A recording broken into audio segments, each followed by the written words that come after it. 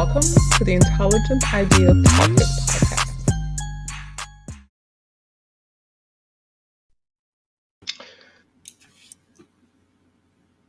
All right. We all in here.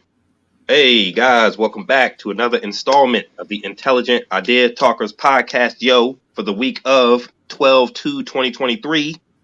Thanks for joining us. I'm your host, D. This is Juice. This is Frank. 12/2/2023, fellas. Almost at 2024, man. I know, man. I know. Year's almost up.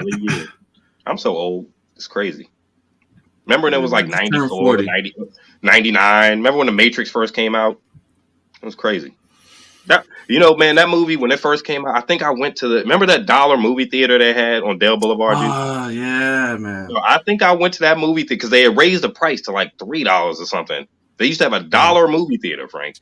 I went to see that. And they were still like kind of older movies. Oh, dude, yeah. The movies were out for. Remember when movies used to stay in the movie theaters for like 6 months or something crazy like that? So basically, it was a second-run theater. I went to see The Matrix like 20 times for like $1. Yeah, second-run theaters. They're still around. They're just harder to find, especially because you can just stream the shit. Like the movie tickets now, it was like $10. Yeah. I don't even think that movie theater. Might as well go see the regular joke. Yeah. I don't even think that movie theater was $1. I think it was like 99 cents, something like that, man. I'm like, how do y'all make money? Yeah, close enough. Call it the 99-cent theater. That shit just cheapens the whole thing. Like it was cool though because it was their walking distance. You gotta pop that shit yourself. They didn't give you a bag of kernels. Yeah, they had like a microwave and shit. You had to go bring your own stuff. Right? Yeah, man. It was cool though because it was in walking distance. It was cheap. Yeah. This was the 90s, so I went to see The Fifth Element in that thing a bunch of times. Yeah, that was crazy. Yeah. Should they reboot The Fifth Element? Does The Fifth Element need a reboot? No. Yeah, that's kind of like a classic, right? I don't remember liking it that much. Like, I don't know, Juice. That movie has a cult following, bro. I don't know. It does. I know. I just remember. I mean, maybe I was just young and just didn't follow it, but I love that movie, man. Twice, and once when I was like, it came out, and then I think probably partially on HBO at some point when I was somewhere. Anyway, I don't know. I will say it doesn't hold up. Like it absolutely does not hold up. But like at the time, it was like kind of a phenomenon. I hadn't really seen anything like it, sci-fi wise. It dared to try to be different enough, and you had like Bruce Willis and Chris Tucker, and Chris Tucker's so cringy in that movie. When you look at him now, I'm like, oh god. The Ruby line, yeah, it's so cringy. Hey, you know what? This was a previous time. The movie was a bit of ahead of its time, right? Because if he came out dressed like that and acting like that today, it's fine, all good, right? It's you're right. It's definitely more accepted to be like that, like that extreme and emotive. Right? The Fifth Element does have a cult following though. Like, so why do some movies catch on and some like Starship Troopers has a cult following, but it holds up versus the Fifth Element. Starship Troopers is great. Like, Troopers was insane. Actually, was crazy. It's still good. And then you remember part 2 and 3. It's the only good one. Let's be clear. It's the only 2 and 3 is so terrible. Movie. And they tried to bring back who's the main guy in there? Who's the main Rico? They tried to bring back Rico in part 3, and I was like, oh my god, this is just a terrible movie. I'm like, don't even ruin it. Starship Troopers still holds up to this day, man. I'm telling you. I have not watched Starship Troopers ever since I saw it in the theater so many years ago. Oh, dude, we should do like a review on it. It's fun, man. Like, it's a fun movie, right? Like, to me, it's like those bugs, man. Like those bugs, like creep me out, dude. It was wild to see back then as a kid. It was just like, oh, these giant spiders just running around. I'm like, oh, and at the end where there's so many of them, I'm like, oh, everybody up. I know it's kind of off topic, but like, what made them think they could do a ground assault on that bug planet and overtake? I'm like, dude, there's billions of bugs on this planet. You know what I mean? Like, just the whole first battle seemed flawed from the beginning. I think they were just thinking too big, right? Like, it's just like, how do you deal with cockroaches, right? Like, right. You step on them. You step on them. You bug bomb. You do a bug bomb. They needed to go like with the nuclear option instead of sending this fucking like this cannon fodder of people to fucking die. Right? They needed to go nuclear immediately and just like do away with the planet. Ain't nobody living there. Done with the planet, right? Ain't nobody living there. So what the fuck? Why did you need to send people in? Maybe for reconnaissance, sure, but like, there's no reason for us to try to go toe to toe with these bugs, especially with the amount that there were, or at least that they thought there were, and then they found out how many there really were, and you're like, oh shit. Yeah, crazy. Yeah. I wonder what the implications would be for blowing up a planet. Like, are there any repercussions? There any kind of like ripple effect or something? Maybe they couldn't blow the planet up. Maybe it would affect another nearby star system, and they couldn't. Nope. I don't know. Something. I remember there being a reason. I don't remember what it was. They should have blew that damn planet up. You're right.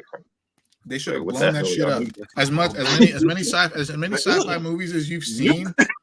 As many sci-fi movies as we've seen, right? Like, in some capacity, right? Like how many different ways they've destroyed planets, right? Like Krypton and Vulcan and like I'm trying to think of other planets, but like like those kinds of examples, right? So many different ways to destroy these planets.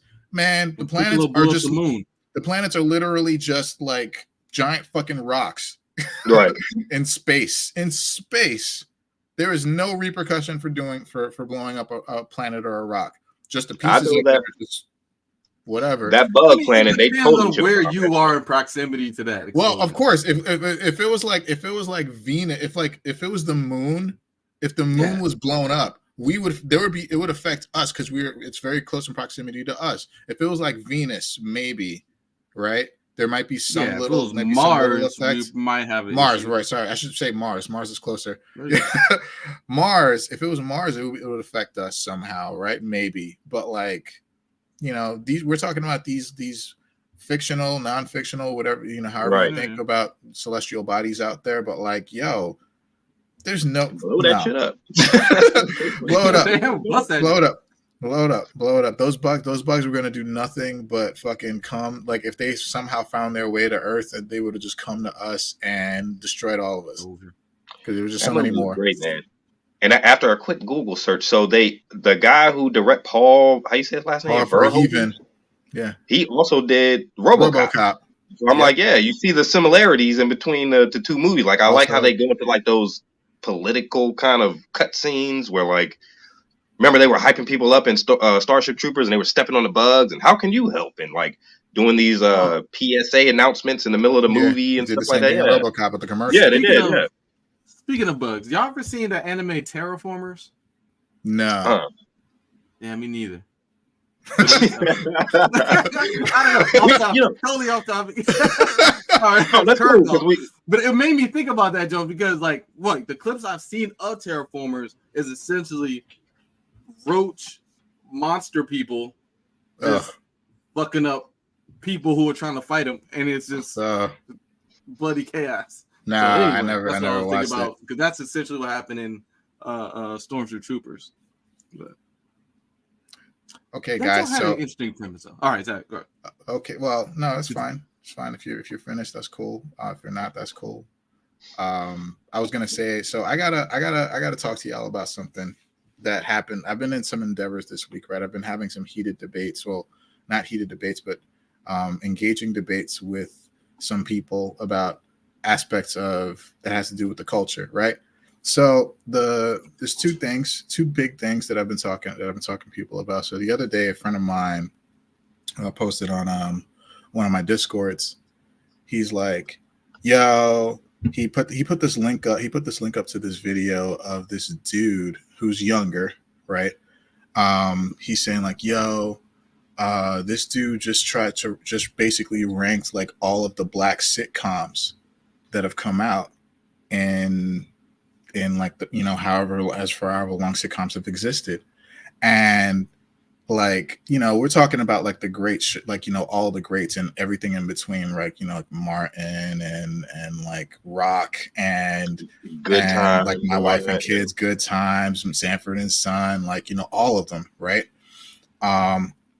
So this fucking kid is fucking way off. Like this fucking kid did not even watch half of these sitcoms. He's just like, he would say shit like, "Oh, the show is too young for me," like, I'm sorry, too old for me, or I didn't get this show because it wasn't for me, or I just didn't watch this show. And I'm like, what the fuck are you talking about? How dare you try to rank these classic black sitcom comedies and saying that he didn't even put them in a tier of like, oh, I didn't watch them. He just put them as trash because he didn't fucking watch them. And I'm like, yo, I'm saying like, no. So that video inspired a conversation between me and my friends about ranking black sitcoms. So I spent basically the first half of this entire week just going back and forth with my friends about like which black sitcoms are like the best, you know, kind of mid or just trash, right? Mm-hmm. And funnily enough, I only had one sitcom that I put as trash, and that was The Game. Did you ever watch The Game? That show, The Game? Yeah, it ran for like 18 seasons. I did watch like the first 2 seasons, I think, of The Game. It was actually good. The first was that the one with like it was not. Yeah, Tia Mowry was in most of it. It was actually good. I don't remember a lot of it, but I remember liking it. But I would say so. I will give you the benefit of the doubt because you only watched the first 2 seasons. Now it had like I think like literally like 8 seasons. Mm-hmm. Right, but it went to like a different network. I forget which network it went to at the moment. The Game wasn't that where her boyfriend wasn't her husband, a boyfriend, a football player or something? Yeah. I remember watching that. Yeah, and that it was basically like a Real Housewives, almost like a Real Housewives premise, but on a scripted show, right? Mm-hmm. But like that show, I'll give you the benefit of the doubt. The first 2 seasons were probably the best. Or I would say the first 2 seasons were probably the best. That show fell off so fucking hard. I watched almost all of it, and I couldn't finish it because it was just like, especially Tia left the show, right? And then it was just the woman that played. I don't know if you remember the Steve Harvey show, but you remember the woman that played Regina on the Steve Harvey show? Yeah. She was on that show the whole time. She was on that show, right? She was on the show the whole time. So then it became about her and her son, who was the rival to the boyfriend of Tia, who also left the show. So it's like they were the main 2 characters. Yeah, so it became about this other housewife. Well, I should say housewife, but this other woman with her son trying to take over the game, and they never fucking played football, like ever at all. So. Right, that's the whole kind of thing that made that show interesting, was just for me, like being a football fan, like it was kind of cool to see like behind the scenes kind of a thing, like, you know, like what really goes on. Athletes dealing with family. Like that. What happens when you get cut and injured and all that. Yeah. But like perspective wise, right? Because I'm not going to try to stick on too much on this one show that I feel is the worst of them all. But like, you know, like my friends had like shit up there that was like they had like a godlike tier, right? Like they had shit up there that I was just like, okay, we need to talk about this. But like I will say that some of the commonalities between our lists, Martin was up there, right? Martin I think was like one of the funniest fucking shows ever. And it was purely because of that, purely because how slapstick it was and how ridiculous it was. Like I can like literally name a character that Martin played from the show, and you immediately will start fucking laughing. For example, Dragonfly Jones, right? Like, bruh. Every character he played on, like Dragonfly Jones, Shanae, right? Like you fucking start laughing, like fucking Shit. Hustle Man, Bruh Man, all the Hustle guys. Man from the fifth floor. Even Angry Man. They had Angry Man in the DMV, whatever, a couple episodes, man. Like Martin was up there. I think on my list, honestly, my number one show of all time, and of course it prompted some discussion, but My Wife and Kids was my number one black sitcom of all time. I'm not sure if you watched the show. Wait, My Wife and Kids. That was Damon Wayans. Damon Wayans and Tisha Campbell. Okay. So okay. I put that as my best black sitcom of all time, just because, like, I think Damon Wayans is a comedic genius. Like Martin is too, but Damon Wayans is like smarter, in my opinion. Like he's a comedic genius, and I think he's also extremely underrated. Everybody's like paying attention to like your Dave Chappelle, your Chris Rock, but like I think that dude has something that's on the same level, if not, I think he's better than Chris Rock. I'm not sure about Dave Chappelle, but like, it is what it is, right? Like Dave Chappelle is I think he's on another level too, comedic wise. But like Damon Wayans, the way he approached that show, the way he portrayed his character on that show, he wasn't just like playing himself, but he was really playing himself as a father, right? And it's like the way he handled his family and his kids, like it was like it had all the elements of the makings of a great show within it. And I felt like I would also say, next to Martin, I have never laughed so fucking hard at a show in my life, just because, again, some of the characters, but also a lot of the fucking situations that would happen in that show. And now that I'm also older and a father, I can relate so much to his character on the show, with the way he handled his kids, right? With the way he handled his family, with the way he interacted with them. Because like I'm not gonna say I emulate that, but like there's a lot of common elements there, right? Like I feel like so that's like, like when did that's that like the show way. drop though? 2001. Like that show was later, right? 2001. Right, okay. 2001. It went from 01 to 05. Had 5 seasons. Right, because so how old was this kid? I didn't really watch that show. That's the thing. Like, I feel me, that fell out of like the 90s, I guess. Like it was right after. It was like right after, and I do remember I did catch like a couple episodes, but I didn't really like. I didn't really watch that show religiously like that. I would say like it handled other shows, because it handled like some pretty somewhat serious shit like back then, but they did it with like some just the precision which they handled the shit was incredible. Like as far as like blending comedy but to also make you understand like about like teenage pregnancy and teenage pregnancy, friends getting murdered, getting older, bullying at school. Like they just like the way they blended those elements to make you like understand about like the real shit that's going on, especially from a black person's perspective, was like really fucking well done. So how old was this kid you were arguing with? Or the kid that was saying that the show sucked and all that. Oh, that kid! I don't fucking know. He was probably like. So this is a YouTube he was probably video? like in his early 20s. Yeah. Because I feel like if we ever did a breakdown of like, I think I could find the link. The best black show. Like, it would have to be like.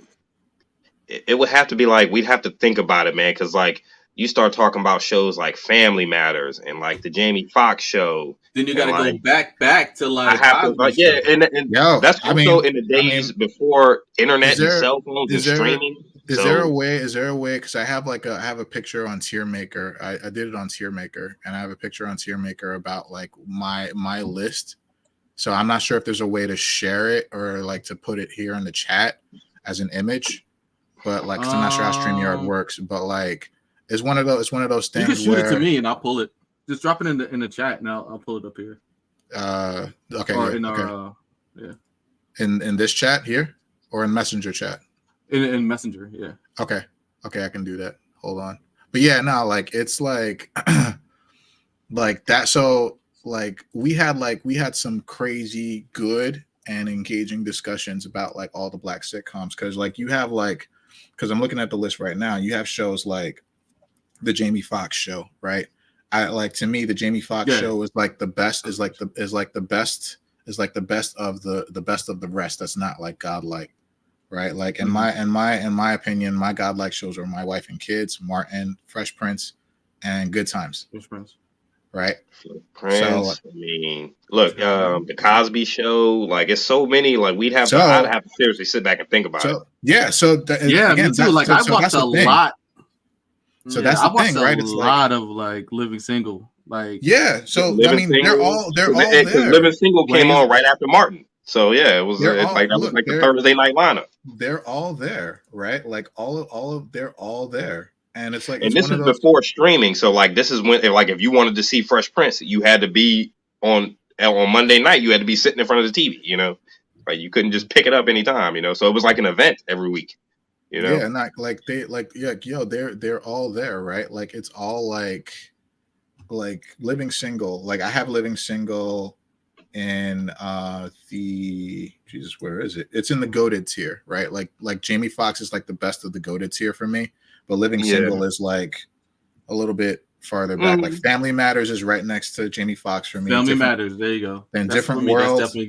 And for me, A Different World. And then Smart Guy. I thought Smart Guy was fucking hilarious. It was hilarious. Is really slick. One on One. Then Living Single. Then the Wayans Brothers. And then the Bernie Mac Show is like the second. Wayans Brothers was funny. Bernie Mac Show. It's like the second list. Everybody. I definitely have a different list. But I guess everybody does. And you would have a different list, right? And it's like, so this is the type of discussions I've been having with my friends, right? Like about like, yo, that's a great choice. I'm not mad at your list, but why would you put this one there? I just want to know, right? And then it's like you really get into some real like philosophical shit, or like is it based on like nostalgia, what the show means for you, the message, what you think it provided to the culture, how it resonated with you. Like, it's just, there's so many different reasons. You really find out a lot about people, I think, like, especially in like this kind of capacity, because we all shared in the same thing, just in different places and not with each other. Yeah.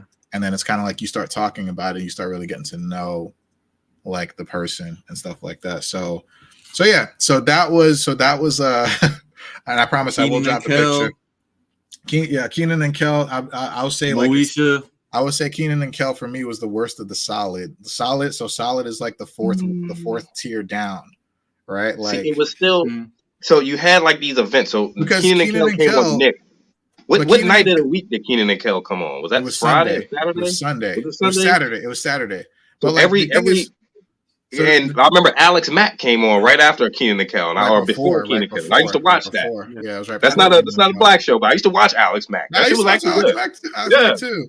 But so like, it's kind of weird. I have to think about it. So the reason I put, so like for example, the reason I put Keenan and Kel as like the worst of the solid, which is the 4th tier down, is because Keenan and Kel to me was not a fucking sitcom. It was a fucking sketch comedy show. It tried to. It wasn't that funny. Wait. I'm thinking. My Brother and Me. No. My Brother and Me. I used to watch that joint too. That was a sitcom. That was definitely a sitcom. Keenan and Kel counts, Keenan and Kel. It was a sketch though. Like, or it was a sketch comedy show. It wasn't a sitcom. Yeah, like it had elements of a sitcom, right? Like you had like the family, and then you had like the other situations they would get into, and it had some kind of like story flow. But to me, it was just, they seemed very separate. Like it seemed like sketch, and then another sketch, and then another sketch, and then another sketch, and then what's the lesson here? Because like I don't fucking know. And then they move on to the next episode or whatever. True. Sitcoms typically did have a moral to the story, right? But like so while I upload this image, so the second thing that I've been heavily debating about, this is actually over the past 2 weeks, and I'm actually gonna have like a conclusion to this argument on tomorrow night. But I've been arguing with one of my best friends in the world. We have, we came up in New York together, and we had a discussion. So I don't know if you guys remember, maybe about 2 or 3 months ago, say like 2 months ago, Billboard released their top 50 hip hop groups of all time. And so we went through the entire list. I'll put the link here as well for that. But we went through the entire list, right? Like kind of critiquing, saying like, this is what we, like I don't agree with that. I definitely don't agree with this, but I do agree with this placement. That joint will piss me off. It might. It will absolutely spark some debate. It would absolutely spark some debate. So I put the link up there. That's Billboard's list, right? So So after we went through the entire list, it was like a 4-hour long. We did like a 4-hour long call. We went through every single fucking person or group, I should say. And we were arguing the semantics, arguing like, like this, like there's no fucking way, that this person, that this group should be so high or so low. We put it upon ourselves to say like, yo, let's make our own list, but not top 50. Let's do top 20, right? Let's make our own list of all time, and let's present it to each other. I'm already not agreeing with this list. They got Black Star at 49 out of 50. That's bullshit. Bullshit. Yeah. Bullshit. See, already knowing. Like no way. So I also did another list on Tier Maker of my top 20. Dude, they got the Yin Yang Twins rated higher than Black Star. You know what I'm saying? Higher than Mos and Talib. I'm like, what is this? Is this a hip hop list, or what is this? So the thing that's what you get from Billboard. So there's that, right? There's that. Like, it seems like some people maybe don't know the difference, right? They don't know the difference between hip hop and rap, right? Like, it's like they just kind of grabbed all these groups, right? And saying like, oh, these groups kind of did the same thing here, so let's just put them all on a list. And you could tell, like, by placements like such placements as Black Star, that you definitely did not listen to their albums, I should say, at this point. Like, you definitely didn't listen to their singles. You definitely don't know about like what they did for the New York scene, which is already packed with hip hop and rap groups and solo acts, right? Like, you obviously don't know what the fuck you're talking about. But I digress. Dude. I digress. Wait, because like, it's this out of list 50. It's out of 50. And they got Black Star 49. 49.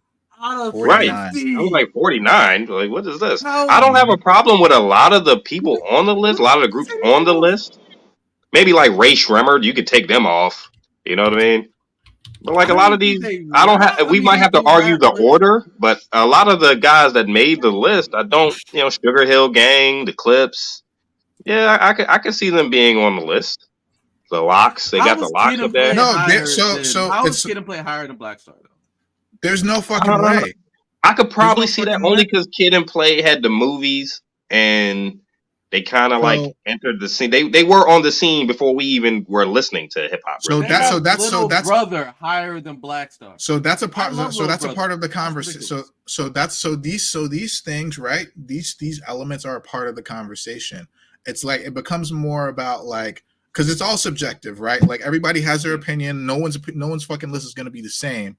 But it's like it comes down to what do these groups in this situation? What do these groups mean to you in the larger scheme of things, right? Like, is it about impact? Is it about sales? Is it about popularity? Is it about nostalgia? Yeah. Is it about what's the criteria? Is it about skill? Right? Is it about skill? Do you prefer? It definitely ain't about skill. They got Migos at number 11. Even though Migos can rap a little bit, but number 11, bro, all time hip hop groups. No. Migos right. No. Over the Locks. No. Who's 22? The Locks is 22. They got Migos. No. No, absolutely not. No. Fuck Where's no. Wu-Tang? I can't look anymore. I was looking for Wu-Tang. I'm all the way at 7. I see Eric B and Rakim. I'm like, where they got Wu-Tang at? If you tell me, okay, number 3. All right. They had to be on here. I was waiting to see them. They got a Tribe Called Quest at 4. Okay, that's not terrible. I don't agree with that. See, we would have to argue the order, but I don't have a problem with a lot. You could probably take maybe 4 or 5 of these groups off the list completely. Yes. You know, Ray Shrimmer, Migos. I don't think they belong on here. Like, but again, right? Like, we're part of an older, like, we were around when hip hop fucking started. Right, CDs and cassette tapes. So, like, do we automatically have a bias towards like newer groups? Right? Yes. But that I would say so, yes. And also because the newer groups don't talk about anything. At least the hip hop we like, they talked about something, you know, like they were talking about the same stuff, you know. 3 6 was talking about doing all the drugs and all this stuff, but you weren't listening to it like for like you were vibing to it. I don't know. I just feel like the newer groups, they don't talk about anything like meaningful, you know what I mean? Like it's just, and again, I don't know. I guess I am biased. Bias is a matter of opinion, right? Like, I'm also very biased towards newer groups. Like, I don't even fucking listen to that shit. But I mean, there might be some gems in there. But from what I'm trying to hear and understand, it's all fucking garbage to me, right? So they got Outkast number 1. They got Wu-Tang number 2. I'd have to argue that. Wu-Tang is number 2. Wu-Tang is number 2, not number 3. Sorry. Wu-Tang's number 2. That's dedefinitely a hard debate, man. It is. This is. I don't think you'll get 2 people to agree on this. Isn't it though? Isn't it though? Well, okay. Why not? Why not Outkast over Wu-Tang? Why not? Let's start a mini discussion. Why not Outkast over Wu-Tang? Me personally, I listen to Wu-Tang more than Outkast, but I feel like the message in Wu-Tang's music was, I don't know, we're from the era where we listen to lyrics. You know what I'm saying? Like now that it's the mumble rap, which is cool. Like you said, right? There are some hidden gems in there. That some of the newer stuff actually is cool. Like if you ride in the car, you turn your bass up or you turn your music up, you be like, oh, this Joe he's kind of cool, you know. But I don't know, man. To me, if we're riding Juice's car, Juice say, yo, y'all want to listen to Outkast or Wu-Tang? You want to go Wu-Tang? Wu-Tang, man. You know, I don't know. It seems like for you, D, it's about the message, right? It's about the lyrics. That seems to be a very important factor for you. But like for another person, it could be about the beats, right? It could be about flow. It could be about instrumentality, right? It could be about like the way the MC sounds, right? Like it could be about so many other things, right? Like so. Since you laid it out like that, I gotta say Wu-Tang is better in all of those categories. And okay. What? Why? I guess it is subjective. It's debatable. Right?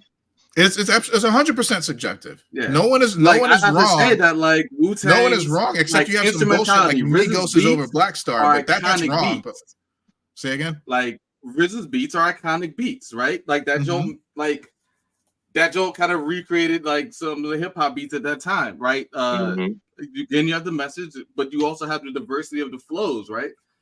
Wu-Tang had 9 members, each with a different style, which is they was known for, right? Yes, sir. And every one of those styles was elaborate and precise for exactly what it was for its craft. It was.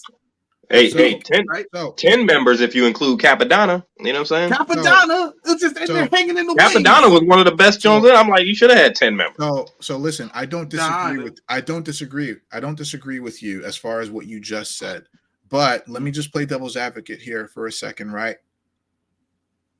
Yeah, I think you're absolutely correct. But one person or some people might argue that Wu-Tang were not cohesive as a group. They were all singularly great, but it seemed like they were very siloed in what they did because they were so different, right? They might have collabed, they collabed with each other every now and again, sure. And because there were so many members, That's kind of what made them special. Is like you could listen to each individual. But then do you call them a hip hop group? Yeah, I definitely would. Because we were introduced to them as the Wu-Tang Clan. We were introduced to them as the group. And Triumph.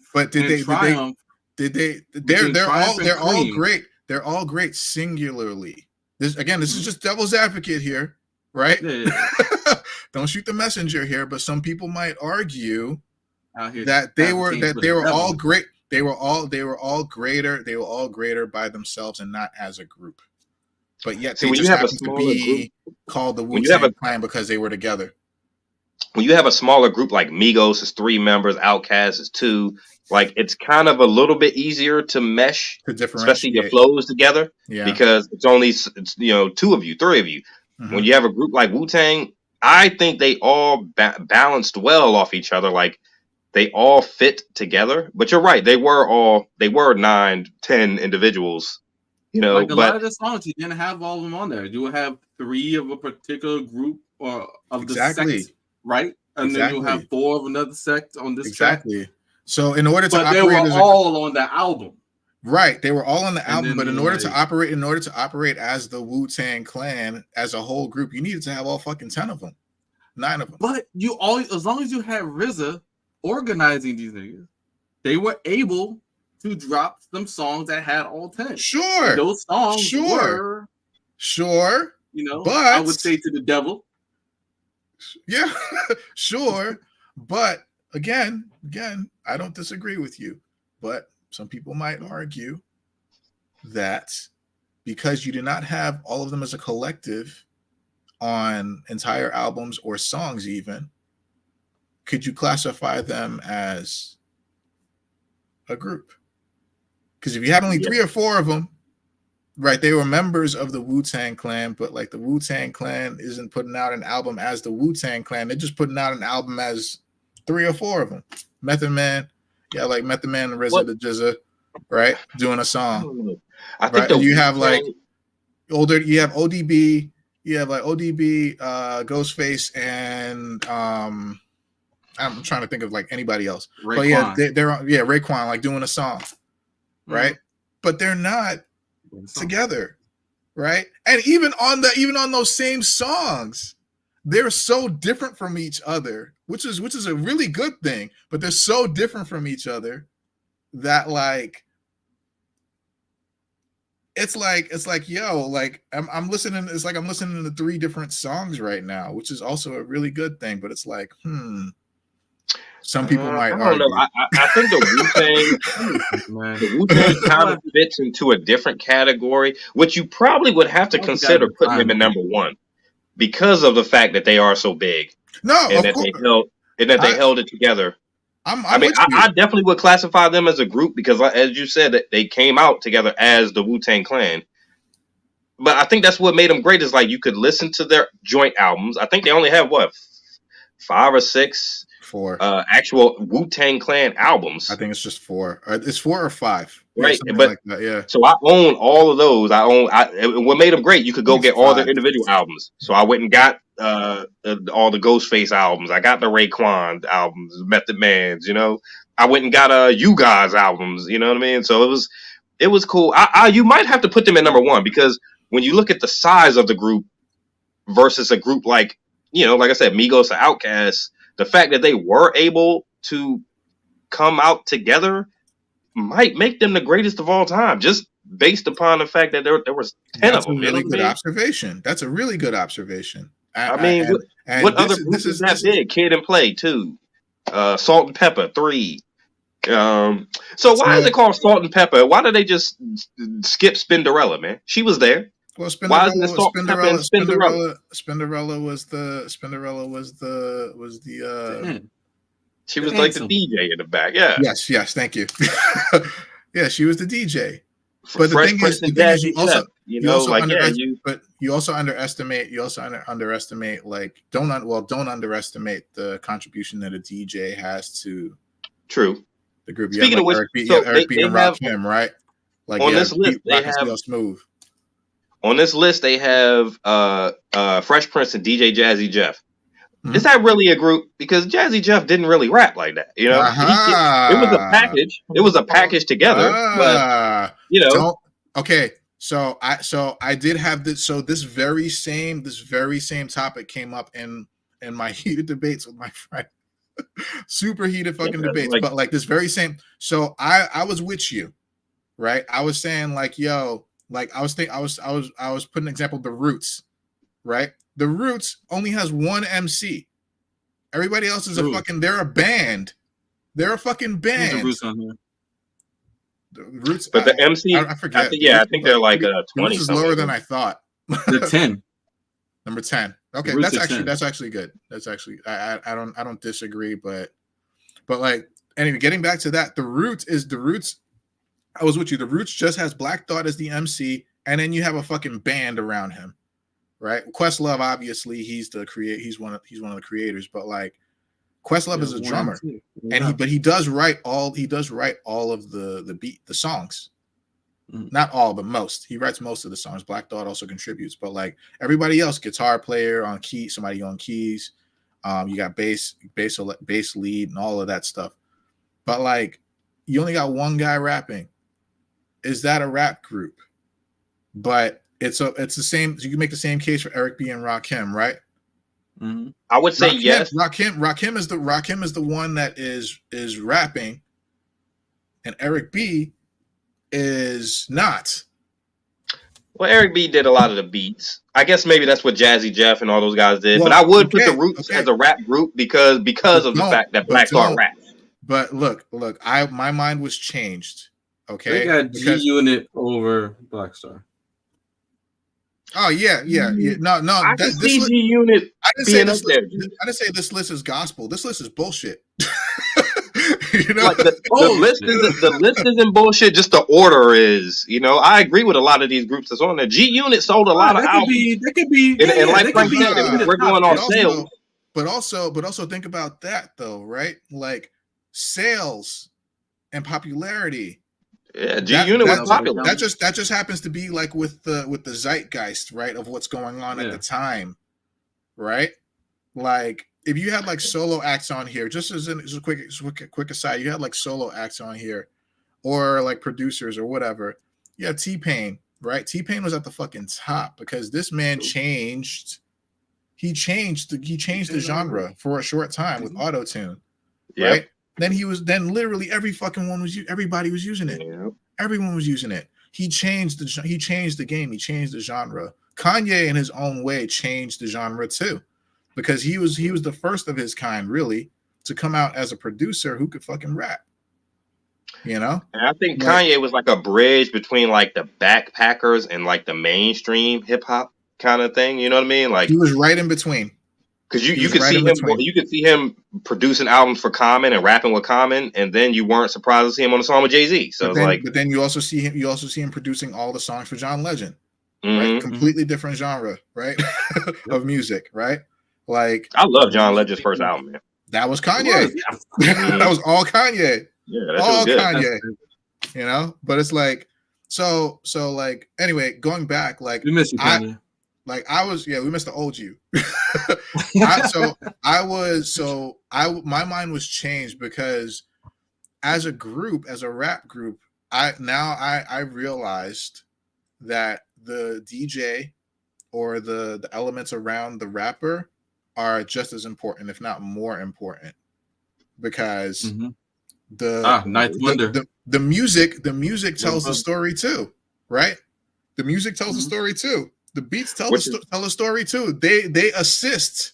If not assist, they are right there neck and neck with the MC whenever the MC is saying whatever he has to say. Because without that shit, without the music, it's just poetry. It's just poetry. Mm-hmm. And even like we were talking about with Wu-Tang, so that's why I would probably have to put Wu-Tang at 1. They had so many members. RZA kept the beats cool. Like the beats fit every member. Even the other producers they had, that True Master. RZA's a genius. RZA's a fucking genius. To work I with that might many have to people, put Wu-Tang at number 1. RZA's a genius. He's a genius. To work with that many different people, like yeah. I'm with you for the most part. But again, going back to the original question, come on, why not Outkast? What is so wrong with Outkast that they shouldn't be number 1? It's just for shits and giggles. I just want to know what you think. I feel like also their music. I feel like their music was very niche. It is a hard question, isn't it? It was niche, right?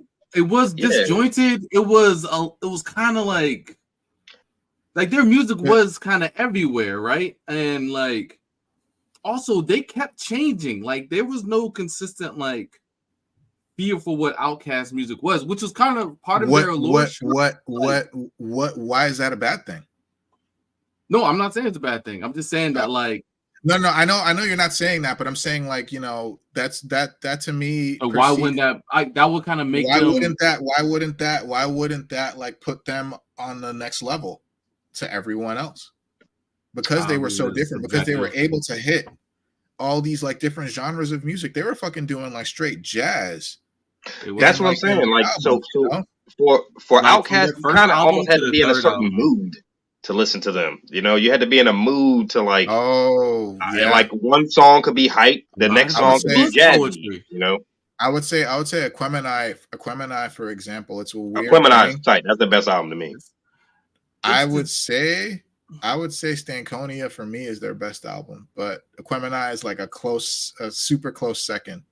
But like I would say though, like Aquemini, like it's a weird thing with me. I can't listen to it during the day. It's weird, right? Like it's weird. Like I have to be listening to it at night, like on a drive. Right? The album itself is not weird.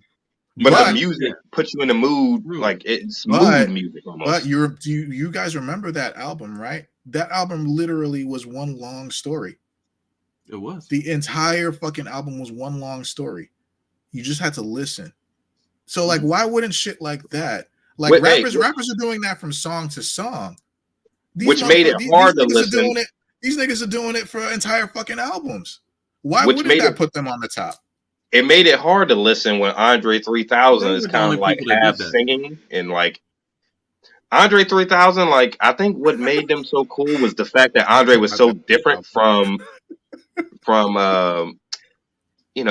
Like he was kind of the jazzy one of the group, right? Like he wasn't just a straight hip hop rapper. You know what I'm saying? I mean, Big Boy was like sick with it with the raps, right? With the like Andre was like, Andre and plus he was like a creative one. Andre would come out like with all these flamboyant outfits, and like he was like I want to say like the Afrocentric kind of one of the group, whereas Big Boy was like the street dude, like He was a creative one. If you just want to straight up say he was the weird one, right? But that's not a bad thing. He was, but I wouldn't put them at number one. I put them as both. Oh yeah, yeah, right. He's like, yo, why are you so weird?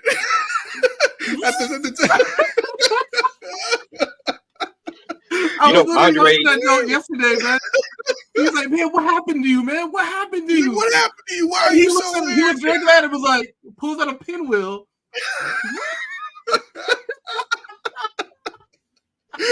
Andre 3000 just came out with another album like 2 weeks ago, but it's weird. He doesn't.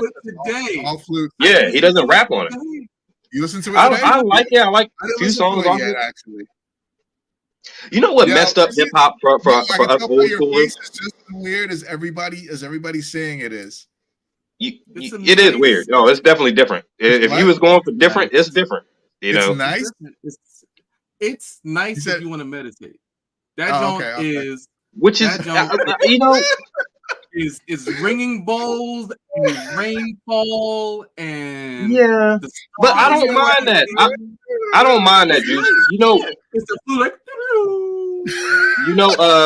I watched the Wu-Tang Clan documentary that came on Showtime.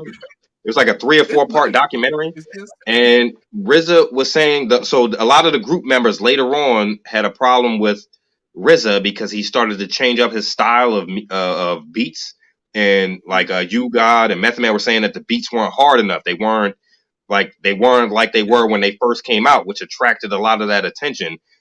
And RZA was explaining that like sometimes you want your art to evolve, right? Like so I kind of don't mind Andre 3000 coming out with. It's different, but how many albums can he put out with the same kind of sound and the same, rapping the same thing? Like, not about that though. Go ahead. I'm not saying the album was good, but I don't mind him trying to switch it up. I have this whole like thing about like I was listening.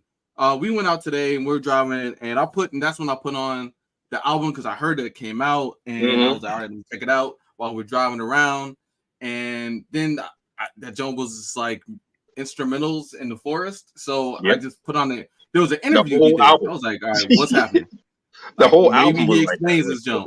And then the album, and in the interview, he literally says like he ran out of. He doesn't have any raps anymore. He doesn't have anything to rap about. And he's like, if I rap, I feel like it's inauthentic. This is like artists. This is drama that artists go through, and I get that joke, man. But it's like sad, and at the same time, maybe you release it under alias or something, man. Like Andre 3000, like an author, like a pen name or something. You know what I'm saying? Or it be you, but it's like do what Yasin Bey did. Yeah, right. I'm Yasin Bey, even though he's still raps. Yeah. Release it under something. The artist formerly known as Andre 3000. Now I'm something like that. Because when I buy this album and it's Andre 3000, I'm thinking it's Andre 3000 from Aquemini, you know, which is totally not. But I don't mind his art trying to evolve a little bit. I don't mind. Look, I'm gonna meditate to that joke this week. Hey, I didn't say the album was good, Juice. Okay, you're right. I was listening to you like. I'm with you. I'm with you on the evolution. I don't think there's anything wrong with him trying to like. He's just not in that space anymore. You're right, right. Unfortunately, we just got to live with that, right? we might want like, but this happens all the time to artists, right? Yeah. They wanna evolve themselves, and that requires change. And how drastic, it requires change, and it's something that, like, we're not putting out like multi-million-dollar selling albums, right, under a certain label. Yeah. Especially for artists like Andre 3000, who's been putting out stuff since the early 90s, is like, you have to change. I mean, it's 2023, so like how many? Especially because he was already so out there, right? Like him, like, but the thing is, like, it worked. Like with him and Big Boy, it really fucking worked. But like, you could tell, like, like he was pulling away in his own way, right? Especially with Speaker Box and The Love Below. Speaker Box and Love Below was literally that two different albums. Like, it was you could see that split happening, right? They released two different albums under the same label, right? So I guess so it could sell because it sold 20. I like that idea though, because they came out with joint albums so their whole careers, and then to have an album that released together, but they're separate albums. So it's like that was their last album. I like that. I like that. That was their last album. That was in a way a message to us. Like, hey guys, like Outkast is over. Technically, it wasn't their last. Technically, it wasn't their last. There was Idlewild, but it was a movie soundtrack. Oh yeah, that movie. Idlewild was really good. Also, Idlewild was not a straight up hip hop album by any means. No. They had and that was a musical. That was a musical. Like, that that album is. You could tell that was. I mean, like, I think they had equal input on that too, though. Yeah, like so. Okay, so if Speaker Box and Love Below went like this, Idlewild was like here. Yeah, let's come back. We're together. We good, but we done. But we're done. Which a lot of these decisions are probably contractually based anyway, right? Like maybe they had to release so many albums. Most. I don't think so. I think it's just Outkast, dude. Like Outkast, like because Outkast, like at the time they were on top of the world, right? Like they were at the time, like they put out both Aquemini and Stankonia in the same year, right? Like. No, sorry. AT Aliens and Aquemini came out in the same year. And then Stankonia came out 2 years later, and then you had Speaker Box Love Below 3 years after that. Like, I'm trying to think without looking it up. So AT Aliens was the first album, Aquemini was the second.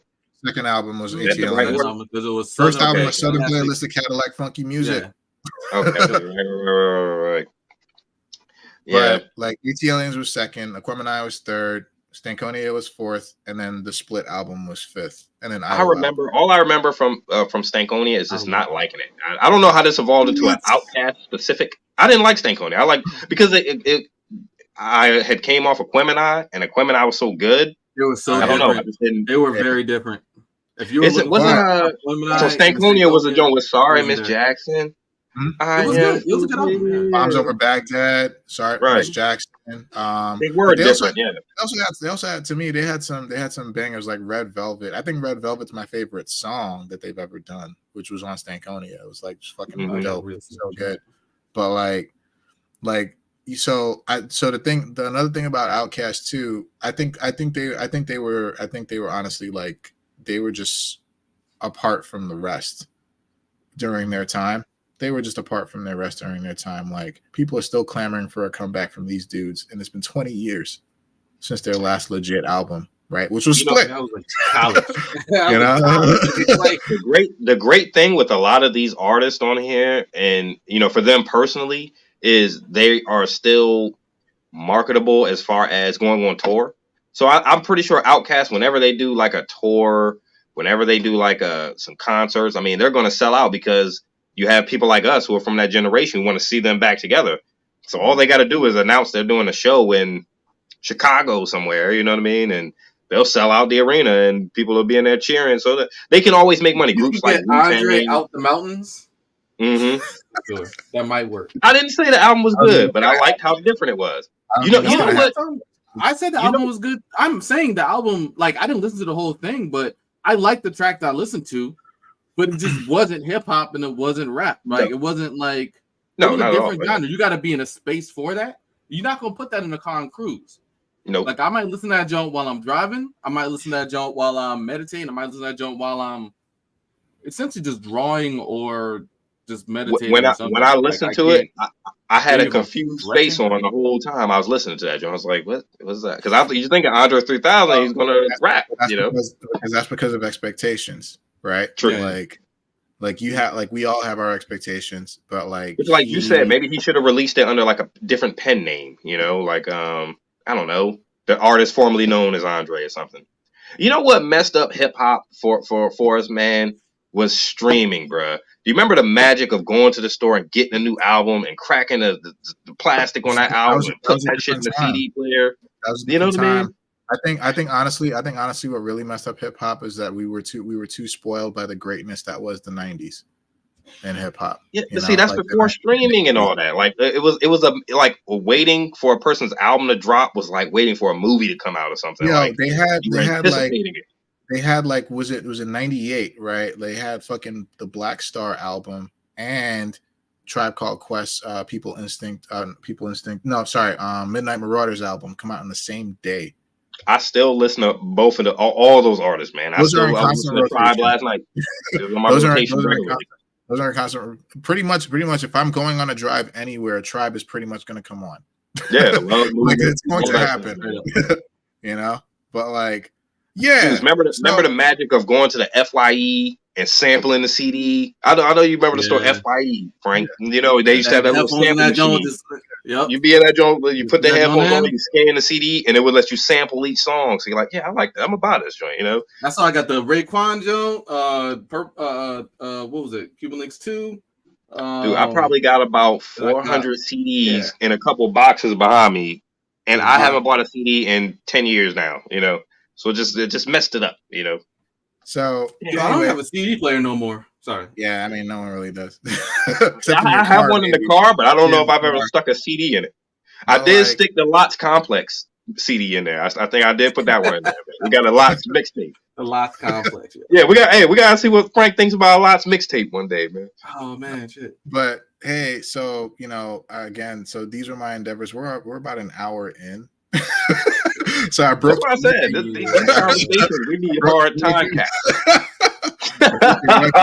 But I just wanted to share with you guys, and if you guys want to participate in the conversation too, by all means, like I would say either go on Tier Maker or just really start to analyze, do a spreadsheet, whatever you want. But like you guys want to participate. Did you ever drop the Yes, I did. I did. Okay. I dropped the picture. I dropped the sitcom picture in Messenger, and the link over there is there. But both of these topics are interesting, man, because I'm like, still on the black sitcoms. I'm like, man, you would never get two people to agree on that. Look on the chat. Look on those. That's my list. And right. Feel free to question it. Feel free to argue with me. You're just gonna be wrong, but we can talk about it. You know, it's just like we could talk about it, but like I have legitimate reasons for each and every single one of those placements. And you know, ask me about it, and I can tell you right off the bat, like why they are where they are. So, you know, you want, you know, like we can have this discussions like this, like between just us. That's cool too. But like, this is what I've been going through all fucking week. Like debates like this, especially on the hip hop front, and the hip hop one isn't even done. It's gonna be done tomorrow, hopefully. But no ill will, no bad blood. But you know, my friend, she could fucking kiss my ass with some of her shit. God damn it. But yeah. Yeah, man. Yeah, that's hard, man. You'd never get two people to agree on that because I mean, even though we might agree what shows should be there, it's subjective. It's completely. Some people probably liked Living Single better than Family Matters. You know, some people probably liked Fresh Prince better than Jamie Foxx. That's perfectly fine. It's like with my whole thing is like, tell me why, right? And it's not you're not going to convince me to change, or you might convince me to change something. Also, but it's more like, tell me why. I want to know why, because when I know why, I find out more about you. It's like you find out. Also, don't put in the trash bin if you ain't fucking watched it. So yeah, what the fuck? What's up with that? That's crazy. That's like, goddamn zillennials. Fucking fuck, dude. Like, ugh. They're gonna call them a zillennial. Zillennials. Damn, man. Anyway, so speaking of hip hop and billboards and those who shouldn't be on them, y'all want to transition over to Diddy? Bro, let's do it. Hey, at least like I said before we started live, at least he's got a cool nickname. You know what I'm saying? Diddy, bro. Like if he was known worldwide as Diddy, that's a cool ass name to go by, bro. That is not a name I would have picked for myself. Me neither. Diddy? Like I wouldn't even have picked. I like Puff Daddy better, but you see why he wanted to switch it. He wanted to market himself, and you know Sean John and all the liquors and all that. So Puff Daddy back when they had a DARE program and a war on drugs, like was that actually the reason why he changed his name? I think so, yeah, because that was coming off. Remember after Biggie was killed, and he kind of went through this transitional thing where he was more like on the executive side instead of being in the forefront. Remember back in the Biggie videos, he'd always be in the video. Yeah. And then once that whole situation kind of went down, he kind of started going by P. Diddy instead of Puff Daddy. Okay. I think he wanted to separate himself from the whole the drug kind of hip hop thing. Not hip hop, but the drug Puff Daddy. You know what I'm saying? He started doing rock music. Hear my fall. You see and it worked. Sprawl. I think it worked. I think his net worth, I mean, I'd have to double check, but his net worth probably tripled since he changed his name. So it worked up until now. Shit. He might be in trouble, bro. He might lose. I mean, damn. We live in a PC world, man. It's kind of funny, though. I don't know. I didn't want to interrupt you, Juice. I don't know if you want to break down what Diddy did or not. I got an article pulled up. Man. So, I mean, I hate it for Diddy, but it's like the Bill Cosby thing, right? It's like, dude, you should have known better. You know what I'm saying? Like, it's like the R. Kelly thing, dude. You should have known better, I know you're young and you're not really thinking about... Okay, so for anybody who's not caught up on Diddy, Diddy is facing sexual assault charges from, I think, the third different woman came out. Is there 3 now, or is it still 2? I think it's 3. Yeah, Sean Diddy Combs accused in 3rd lawsuit this month of sexually assaulting a woman. So who was the other one that was with him? Aaron Hall? Aaron Hall. What songs did Aaron Hall do? I have to Google it. I remember Aaron Hall. I just don't remember. As soon as the song comes up, I'll remember that shit. Aaron Hall. But they're accused of sexually assaulting this woman. I mean, how long ago was this? Maybe you should give people specific. So the first lawsuit or the first sexual assault suit was filed by Cassandra Ventura, the singer Cassie, who once signed to his Bad Boy label and who dated him for years. That case was settled, right? And that as a result of that, he was forced to step down from his position as chairman of Revolt, which is a 10-year-old cable network and online What outlet. was he forced, or did he voluntarily step down? I thought he voluntarily stepped down. He stepped down. She said he stepped down as chairman of Revolt, which might be the same, voluntarily or forced, because we can't. This is business, bro. You can't be in here with sexual lawsuit allegations.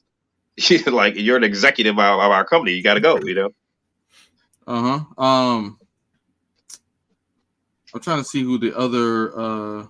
In the second case, Joy Dickerson Neal accused Mr. Combs of drugging and raping her in 1991 and recording the incident on video.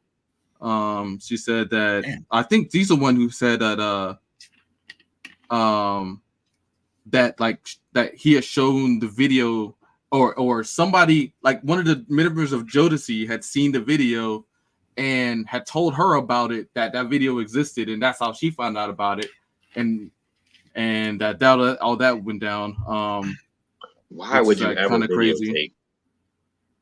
I guess when you're young and dumb and full of cum and popular and hip hop star, you don't really think you're invincible. Yep. You don't think 35 years in the future, right?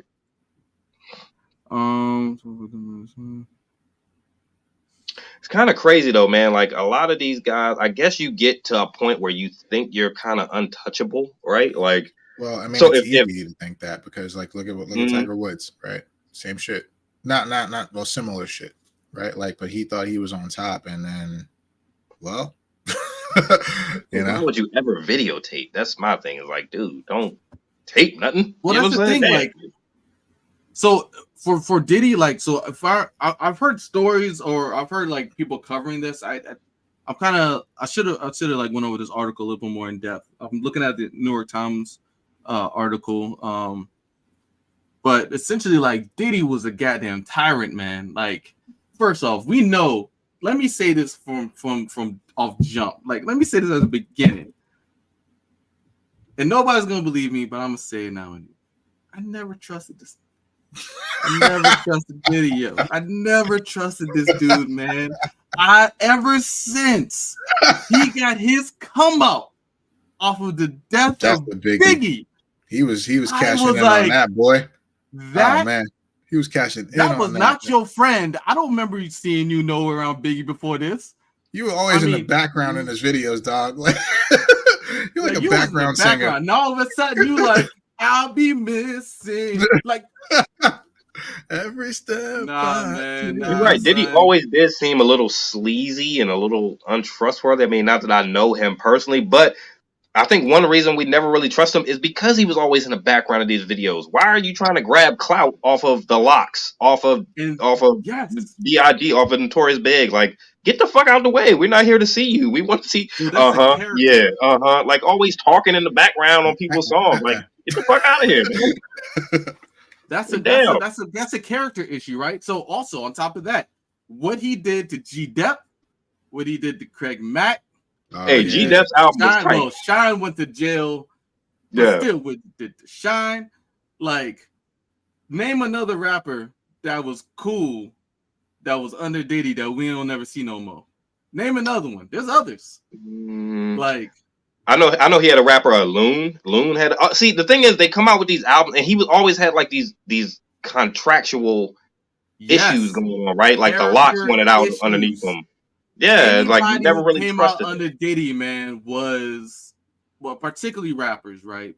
Yeah. Because he came out with R&B groups as well. Mace ran for a reason, right? Mace ran for a reason. Like, look, Diddy is not a trustworthy dude. So I'm saying that off break. I never trusted this dude. Never trusted this nigga. He was always sus, right? But now we see, like, obviously these interactions didn't only happen under or with it happened with people he controlled via money and power that he had in the music industry, but also happened to women he was with. He was with Cassie, the first woman, right, who filed this complaint. He was with Cassie for years. Everybody knew Cassie, right? Everybody knew Cassie, essentially, right? And some of the stories that are coming out about how he made her have sex with other people, how he would like to kick the shit out of her, how he was just whooping her ass in front of people and nobody would say nothing. It definitely is in line with the kind of character this portrays to me, man. Like when I heard this stuff, I was like, oh, word. Well, finally, not surprised in the least, man. Yeah, you're not really surprised, but okay, it's the same issue with the Bill Cosby thing, though, right? Like this, and I'm not saying what they did was right. Obviously, if you did this, you're a piece of shit. Right. But this story is 32 years old, you know, so you can look at it like, is this a cash grab? I mean, do you have no culpability? Do you have no culpability in your decisions that you made in 1991? Let me say this about Cassie. If I get drunk, he offered her, what was it?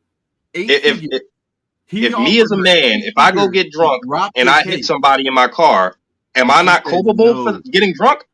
You know what I'm saying? Like, am I not culpable for the decisions I made when I drank? So, like, to say that he sexually abused her and drugged her, well, give us some specifics, bro. Like, did he slip something in your drink? Were you drinking? Did you take the drugs? Did you start drinking? Like, where are your faults in this story? You know, I mean, I need to know, if you come out with this 32-year-old accusation, we have to have specifics, because this is too broad.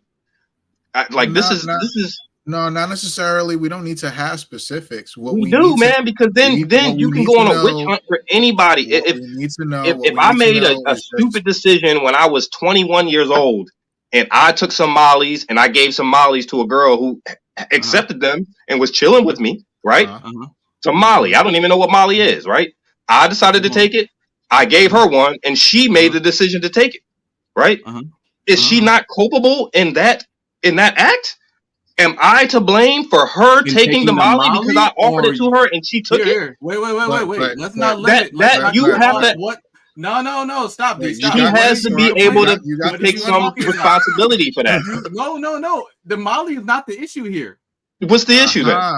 What's the issue? Sexual assault is the issue. So now that's a broad. That's too broad, bro. That's too broad. It is specific. That's why I say you need specifics. That's why I say you need specifics. No, all you need is facts. What is the assault? Did he unbutton your shirt? Did he push you down on the bed? Did he physically make you have sex with him? Yes. How do you know that? Because there's no specifics in the story. How do you know he did that?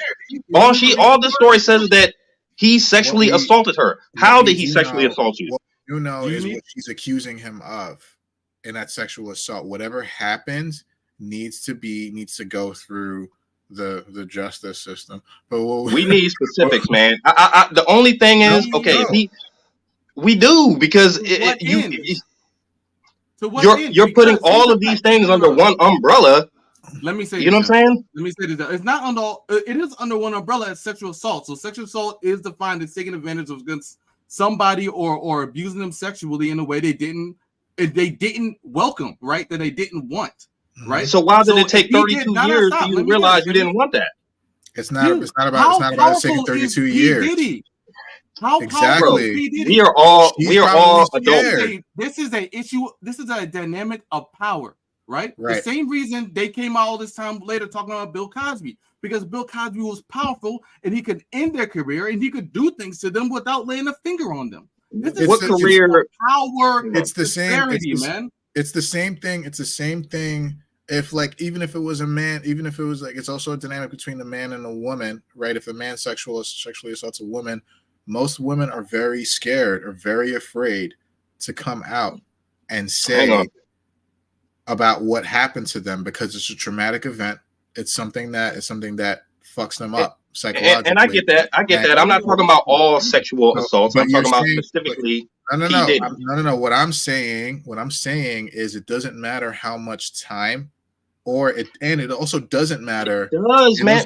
It also doesn't matter. It also doesn't matter. It also doesn't necessarily matter about what specifically happened. What does matter is, in this case, she was scared, and he was also in a very high position of power that he could have ruined her life. Listen, so this was in hang on. This was in 1991 when this assault happened. He wasn't in a position of power then. Sean Diddy Combs was not Sean Diddy Combs in 1991. The first one says this woman The woman who filed the first complaint, Lisa Gardner, said she and a friend met Combs and Aaron Hall, who was a member of the R&B group Guy, at the record label's offices for an event MCA was hosting. The friend was not named as a plaintiff in the lawsuit.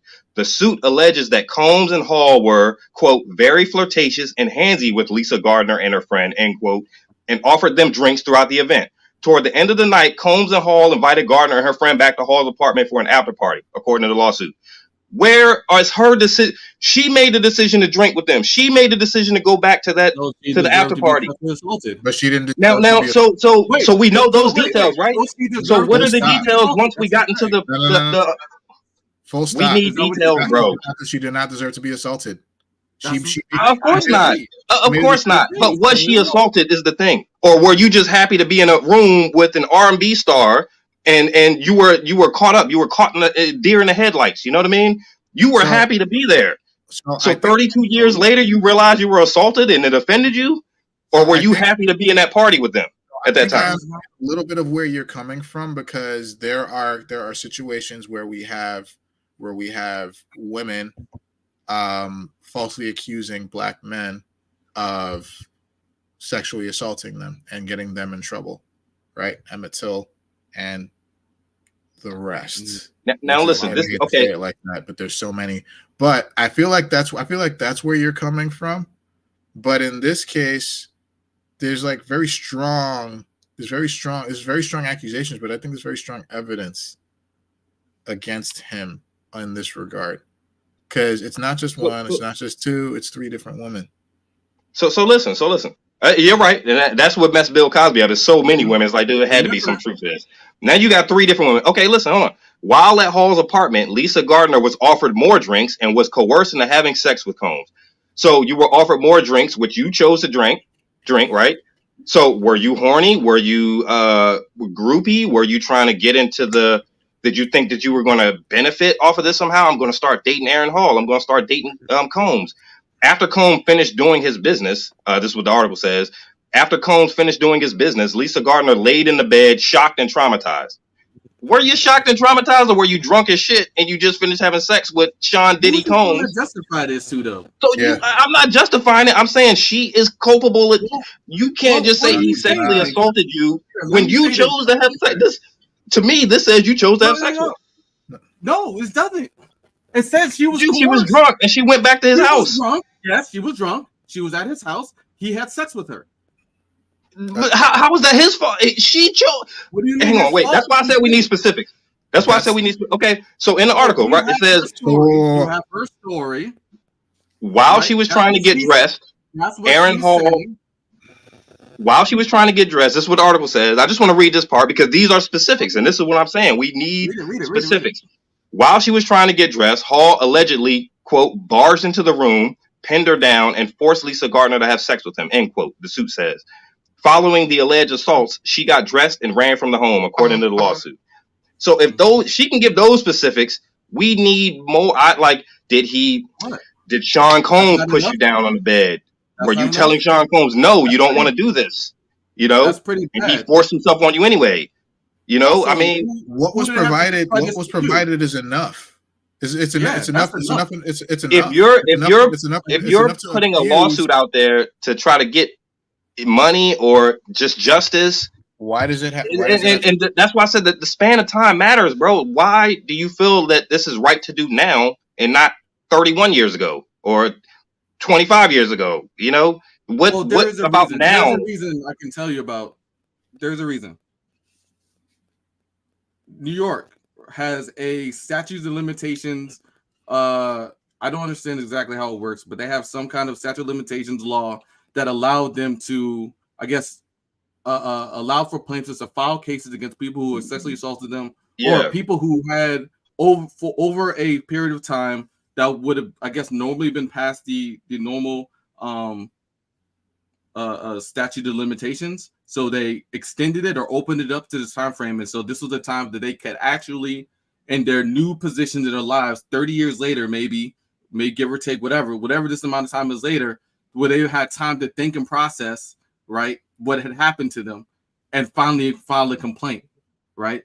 Imagine I going up did against hear that New Diddy. York has a Imagine law. going up against Diddy 30 years. That's in a case like this in the 90s. In the 90s, and Frank is right. The length of time does not matter because justice is justice, right? Like, black people were abused 250 years ago. Length of time don't matter. That shit we still seek justice, right? So it doesn't matter that it was 30 years, but Claudia pointed out the Holocaust happened 80 plus years ago and we still talk about it. True.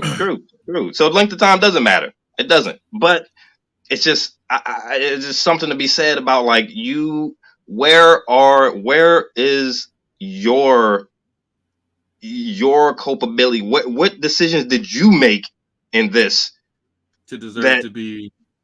It has to be brought to light, bro. Because was it assault or was it you thought you were gonna be with him and he didn't? Because that plays a role into it too. It can play a role into it too. No, it doesn't. It totally can. Those little details that you seem to be looking for do not play a role. What happened? What we have with the information that we do have is enough to file an accusation against Diddy for whatever happened. Doesn't fucking matter how. Button unbutton. Oh, he took my shirt off, and I said no. Or who gives a shit? It doesn't. That totally matters, right? No, it matters because if she said yes when she was at a party with hip hop and R&B stars, right? She might have been starstruck. She made the decision to go back to his home. You're making those little details do matter. You're making a lot of assumptions. Did she? Right we all are because we're all making assumptions because. We're only basing because it doesn't go into enough detail for us to get the facts. We're only basing on what we're reading about. We're not making any assumptions. You're making a lot of assumptions right now because we're all making assumptions. You're assuming that Diddy is guilty. No, we are You're not. assuming that Diddy is guilty. How did I say that? I am not assuming anything. Again, another assumption that you're making. That's another assumption that you're making. You're assuming that you know what I'm thinking, which you don't. Is Diddy guilty? I don't know. I don't know. Hey, what I do know he sexually assaulted her. He settled what he's accused of, and he settled for that one case. So she had receipts, and he settled. So I mean, he's not guilty, but he's not guilty. Innocent. What do you think that means, D? You want to assume on that one? What do you assume that means? Is he guilty or innocent? After paying 8 figures. After paying her 8 figures to shut up. To the girl Cassie? Yeah. Well, it depends on what kind of business dealings they had as well, because wasn't she an artist under him? So there might have been some contractual obligations there, not just hush money. Accused of sexual assault. Well, to me personally, I think we're all making assumptions, okay? Because we don't know enough specifically to know the facts in the case. If to me personally, I'm not making any assumptions. I never assumed something like that or not. Of course he would. We don't know that information. The only information that we do know is I think a lot of these celebrities are kind of demented in that. I'm not gonna say a lot of celebrities. They have this kind of air of like untouchability, right? Like, and this is a hip hop artist, right, or a star or executive. So imagine when you go higher up the chain, like you think you're just untouchable. I can't do any wrong. Bill Cosby thought he couldn't do shit wrong. He wasn't in the hip hop space and all this. You know what I mean?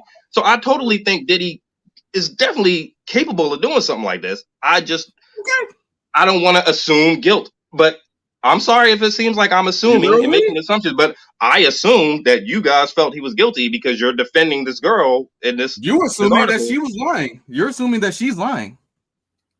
And you're assuming that he's lying.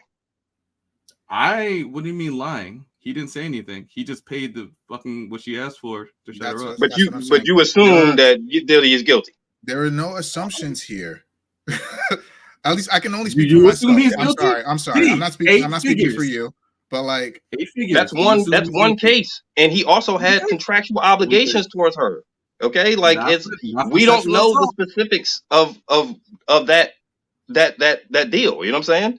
So that one case, it was one. He settled it, but Diddy would come out and say, "Hey, I paid her because I owed her money for a song she did." Not when you're an executive of a company like Revolt. You hush that stuff. You pay it to make it go away. It's about public image. Same reason he stepped down from Revolt because of these accusations. You let it go. You don't come out and say anything. You let it handle it in court, and that's it. So no, he's not going to say I'm guilty or innocent. I said I handle it in court. He didn't. He didn't say he's guilty or innocent. I agree. He paid 8 figures. What song is worth 8 figures? So you're assuming that he's guilty from that because he paid 8 figures. What do you think? What do you think? What do you think? No, you're assuming that he's assuming. What do you? What do you assume 8 figures is worth? A song? It depends on what kind of contractual obligations are involved in this situation. He's innocent. So you're assuming he's innocent? No, not at all. So what are we assuming? I'm saying that the burden of proof is on her. This is 32 years ago for this one specific case that I read. So the burden of proof is on you to prove him. Doesn't it say that you're innocent until proven guilty in the court of law? Let me say this. What if she had enough proof? What if she had enough proof to make this name? What if? Yeah. I'm saying. Let me propose a scenario. That's an assumption because you're saying let me propose a scenario.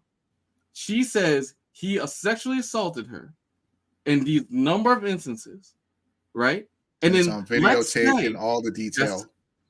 And then let's say she asked for an amount of money, right? And then he keep quiet. And he's like, no. And then she wait, let me finish. And then she says, what about this evidence? And he's like, because it's on videotape and he has her likeness on there. So I'm sure there is some, this is an interesting scenario. You're right, but he has her likeness on tape, which I'm sure there has to be some kind of, I don't know laws and all that, but if without that tape, would he have paid it? I don't know. We're all making accusations, is what I'm saying. You're making accusations. So I'm not making any accusations, dog. I have not made one single accusation. I have not made one single accusation here. I think we've all already judged. Okay, I'm not going to say we all. I'm going to say you. No, I'm going to say you two. Fine, I'm going to say you two have judged Diddy in the court of public opinion already. No. I'll say it's likely he might have done some shit. I think so too, yeah. I would say let's see how this goes. Let's see what else transpires, what else gets found out, where this goes. Because right now, the most common denominator here is none of us know shit about what happened, about what really fucking happened here. All we have is an accusation. That's it. Yeah. That's it. Yeah. That's all we have to go on, right? Like we're not making assumptions on like, oh, that means Diddy's guilty automatically, or that means she's fucked up. She's blaming him for something he's innocent for.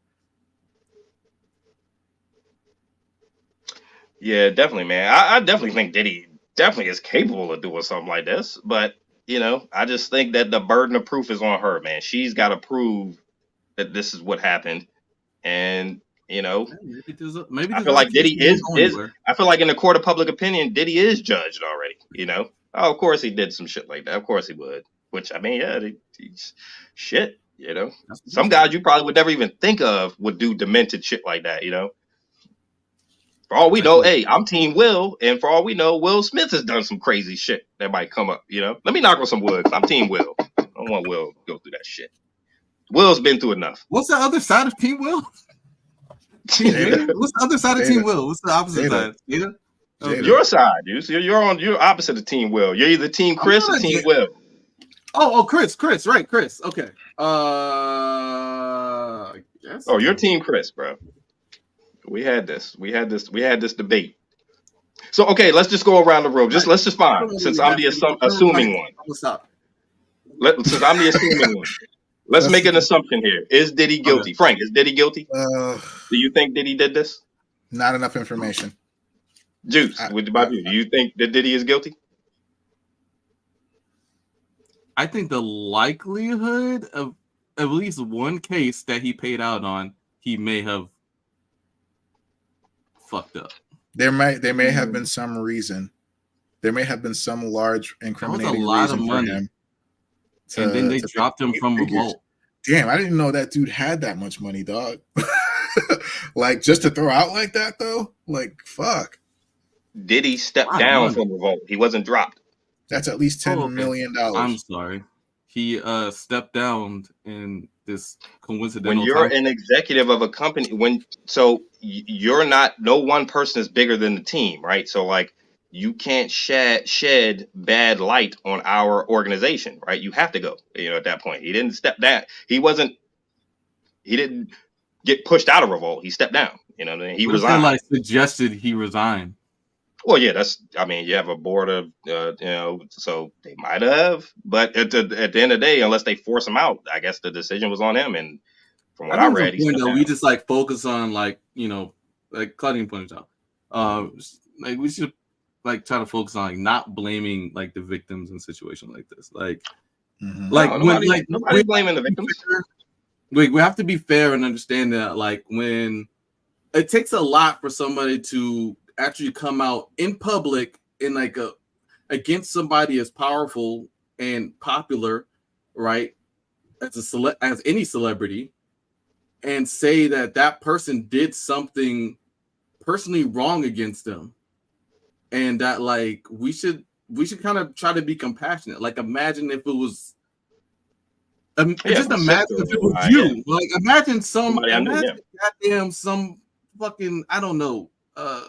Did something terrible to you, and then that nobody's gonna believe you because you're black. Let's say you're black, right? Well, you're black, but I'm saying like, you're black.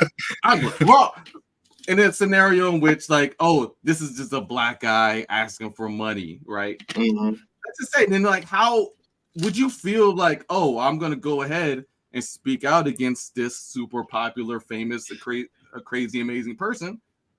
Even though nobody's gonna believe me, and I'm gonna look like the a-hole, am I just gonna go ahead and do that and like kind of ruin my life?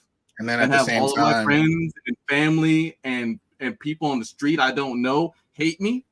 And then or am I?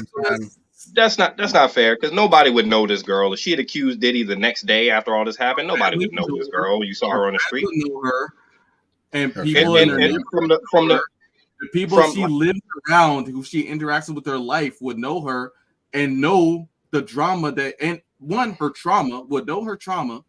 One would know her trauma that she was in this situation, and two, whether like we all would assume that like a sexual encounter should be pretty private, right? True. Like preferably, right? So one, everybody knows about this now, and they are judging her either to her face or behind her back. She had to live with that. That's emotional trauma already, right? So just imagine that's you, right? Well, see, I know from the article, what's that lady's name? Lisa Gardner, the one little part I read. So this one says she was in the party in 1991. So context matters, right? Which is why I say details are important in a case like this, because it was so long ago, right? Like Sean Diddy Combs wasn't Diddy in 91. He wasn't Diddy in 92. He wasn't Diddy in 93. So there was time where you weren't going up against such a powerful celebrity person that you had to come out. You know what I mean? And like I said, whether he's guilty or not, he deserves to face justice. So it doesn't matter if it was 30 years ago or 3 years ago, right? Like if he did this to this woman, he deserves to face justice, because I'm with you, Juice. I always have thought Diddy was kind of sleazy. He's always trying to like steal the spotlight and be in your songs. And, he wasn't like just producing and being behind the scenes. He wanted to be in front of the camera. I'm right next to Biggie. I'm elbow to elbow, So he totally could have done some shit like this. But who's to say, now I'm making an assumption here, but who's to say that he wasn't already kind of like not rolling in money, but he wasn't already making his way at that point in time? Definitely connected. Yeah, definitely. But because again, that's something we don't know, right? Like there's so many reasons why she chose to wait 32 years. She chose to wait 32 years in order to come out and finally say something about what happened back in 1991. That passage of time, again, it doesn't matter, but like at the same time, what she did, and God forbid if he actually did do that. Again, not enough information, but like what she did is extremely brave. And at the same time, even if she did it back then, who's to say that he didn't have, like, if she tried to file a suit, take him to court maybe, or in arbitration or whatever, who's to say that he couldn't just bury her for every fucking penny that she has, because she could not afford the legal. Her legal could not go up against his, even at the time when he was rolling in money, right? Definitely not now, right? There's going to be some sort of settlement, innocent or guilty. I'm pretty sure that's what's going to happen. That's going to be the conclusion to this story, right? Where he already tried to throw money at her. Was it her or was it another woman? I'm sorry, I wasn't following that. That's the girl, Cassie. Cassie, yeah. So here's the thing, Cassie. Go ahead. Well, yeah, he did. He offered her an amount before, and she was like, no. Right. So he already tried to offer her an amount. Right now, if this goes to arbitration, right, and there's going to be a settlement of some kind, just so that the status quo can be maintained, and he has the money. Clearly, he has the money to do that. So that's what it's going to come down to. Whatever happened or didn't happen, that's what's going to happen at the end of it. That's the conclusion to this, right? So her coming out is, if it is for a cash grab, if it is for clout reasons or whatever, or just being courageous, right? I'm not discounting that. I'm just saying. I'm trying to emphasize his point, right? It's more a matter of what she's accusing him of is very, very. I'm going to try to find the right way to say this, but like what she's accusing him of is very poignant. It's very serious. It's something to be taken seriously. It's not something that where if you hear it, you don't just automatically assume that there's something that the victim is culpable, because this is something that, again, if it happened to you or someone close to you, I'm sure you'd be singing a different tune. So good. Can Diddy not be a victim in all this? Like, say this is a cash grab, and say she is, I mean, can't we flip it on his head and say Diddy is a victim? I think for a lot of people, we already judge Diddy because we know him through his music and through the moves we've seen him make, and you kind of have a built up, thought about Diddy, what he is in your mind. And what I do know, at the end of the day, I think the man can be the victim in this. What I do know, which is why facts are important. What I do know about Diddy is that he is the one being accused right now, right? So that does not make him the victim. It is if the accusation is a lie. It is if the accusation is false. That does not make them the victim. He's the one being accused. What do you mean? She's slandering his name. That's slander. You know what I mean? You can't. He could be. Again, I'm not saying we're going back to what we know and what we don't know. It's not proven yet of whatever happened. We don't know that. But the damage to his reputation is already done. So I'm straight talking about facts and information and what we know. He is not the victim. He is not the victim in this case. She is. She is the one blaming him, accusing him of sexual assault. She is the victim. Period. Like that. That's just how it works with the documents, right? With the legality of it. She is the victim here. Until we find out more information, that will be the status quo. Until Claudine put in the chat. Claudine, I saw that. Pointed out that even his inner circle had corroborated Cassie's evidence. So, and I did read that in the article I heard about that. There is a solid amount of evidence that he has to either counter or pay out, right? Because Yeah, I wish I had like all the detailed stuff here. There's a guy in the article they Mm-hmm. mentioned that he was an ex-president of Bad Boy Entertainment and Bad Boy Records. He definitely corroborated. What's his name? Harv Pierre.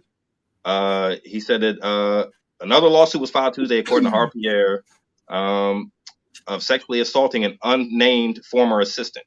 So definitely, man, I definitely think when you get to an executive position of power, you definitely think you're untouchable. I can get that girl. I can get her. Come on over here. You know what I'm saying? Like, you definitely can. You know, and these should be the consequences one pays for such like fucking callous, stupid ass behavior. But like, I mean, in like maybe more like if it's truly like assault, if it's truly like rape, if it's truly like terrible, like over the top things like that, like I'm not against like if they can pull it off, they could get in the supporting evidence. Jail time seems reasonable to me, man. Like, oh, definitely, yeah. Dude, if he did it, you gotta go. You know, he won't get it though. That's hard. Yeah, I know. And even if he does, and that's the question I have, for a very short time. How do y'all feel about that? Are payouts justice to you guys? If she's willing to settle for a payout, if he actually did this and assaulted her, and she's willing to settle, is that justice to you? Justice is something to you personally. I don't mean to her. Justice is subjective. Yeah. Right, because like it's like I feel like if he did this and he assaulted her, you should go to jail because that's what happened to me, right? Like if somebody did that to a member of my family, someone close to me, I would want that person to suffer. But if they can just pay you out and you say, okay, that's good enough, you know, yeah, I'll take that. That comes down to ethics, right? Like what you agree to, or what the victim here or the plaintiff here agrees to. Right. It's a matter of analysis. If me as an adult, now we're all adults, right? If I choose to drink, right, and I go out and hit someone walking with my car, and I try to say, well, I was drunk, you know, I wasn't in my right state of mind, I'm still going to get in trouble for hitting someone in my car, right? Because I was the one who chose to drink. So shouldn't that apply in this case? If the scenario, what you're saying, right? What you're saying, it's not. You know, it's not. Because if he sexually assaulted her, it's not the same thing. But if he did not sexually assault her, it is the same thing. If we were to compare the scenario you just said to this scenario, that means that again, with you looking for more details, right, for justification of things. You're basically saying that the person shouldn't have been walking on the street that you were driving down before you hit them. If they weren't walking on the street, if they weren't walking on the street that night, if they weren't walking on that street at that time of night, when you were driving drunk, you wouldn't have hit them. Yep. That's what that's what you're saying when you say we need more details on like what happened. Before we can, or like, should she take responsibility for drinking? I say that. Should she take responsibility for drinking? Like that's not. Yes, like it's not you her take responsibility for going to the party. You to stop somebody from assaulting her. All this, what I'm saying hinges on the fact not assault. Baseline all this hinges. Right. Baseline is assault. Baseline all is this, no assault. Everything I'm saying hinges on if he assaulted her. Because there is if he didn't, it's past base. That's the offense. There is a scenario where he didn't assault her. You can't see that. There's no possible way you could think that he did not assault her, because then the decision for her to drink or to go back to his house is on her. If she totally agreed to have sex with him, like I mean, you know, maybe. She's what responsible for her decisions leading up to that what moment. Ifs. You talking about what ifs, like potential scenarios? What if like the CIA jumped in and threw a body double in that joint that made the body double assault her while he fell asleep on the couch? Right. There we go. If we talking about what if scenarios, like what if there was a doppelganger in the room, right? Right. Who popped out the closet, right? Right. Dude, I'm talking about like what if it was an alternate reality version that jumped through dimensions? Right. And it wasn't P. Diddy. What if it was like Loki it was like in it was like D. Pitty, right? It was D. Pitty, and D. Pitty was the one was the one Duff that Patty. was the one that decided Duff Patty. Hey, and I agree with on the portal. I agree with Claudine in the chat, and I love Claudine for her support of you, Juice, because she always is down to listen, man. Supporting the facts, nigga. It is very common in a time of conflict. But see, we don't know any facts. There are no facts, Juice. We're all making assumptions. It's supporting reasons. There are no facts because she won't come out with the details of what happened. There are no facts. Well, where's his details? They don't exist. Where's his details? We're assuming. Come out with the details? Why does Diddy not come out with the details? He's the one with the money. It's the burden of proof is not on me. It's on you. You have to prove that I did this. I'm the one with the money. He paid it out if he could disprove it. So Claudine says it is very common in time of conflict when sex is used as a weapon for the victim to ask for monetary compensation and not just retribution justice, which I kind of agree with, right? Like, so okay, if she settled, if Diddy did this, if Diddy did this, and there was an interdimensional person that came through the closet, blah blah blah, and Diddy's guilty, and she said he settles for money, right? Is that justice? Because to me, it's not. I feel like Diddy should suffer more than that. He should go to jail. Is subjective. It's subjective. Like, what if it's a scenario in which, like, this is something that would be drawn up for so long through 1,000 court cases, where she would have to prove and disprove and put herself like in the public eye for scrutiny, and everybody on the internet's like, well, what if this happened? Like, remember Megan Thee Stallion when she got shot in the foot, and everybody was like, that didn't happen. That didn't happen. Yeah. That didn't happen. Because it was such an outlandish, crazy story. Sexual assault can happen, and it's not to be taken lightly. Getting shot in the foot. She did get shot in the foot. She did. About outlandish. Yeah, turned out she did get shot in the foot.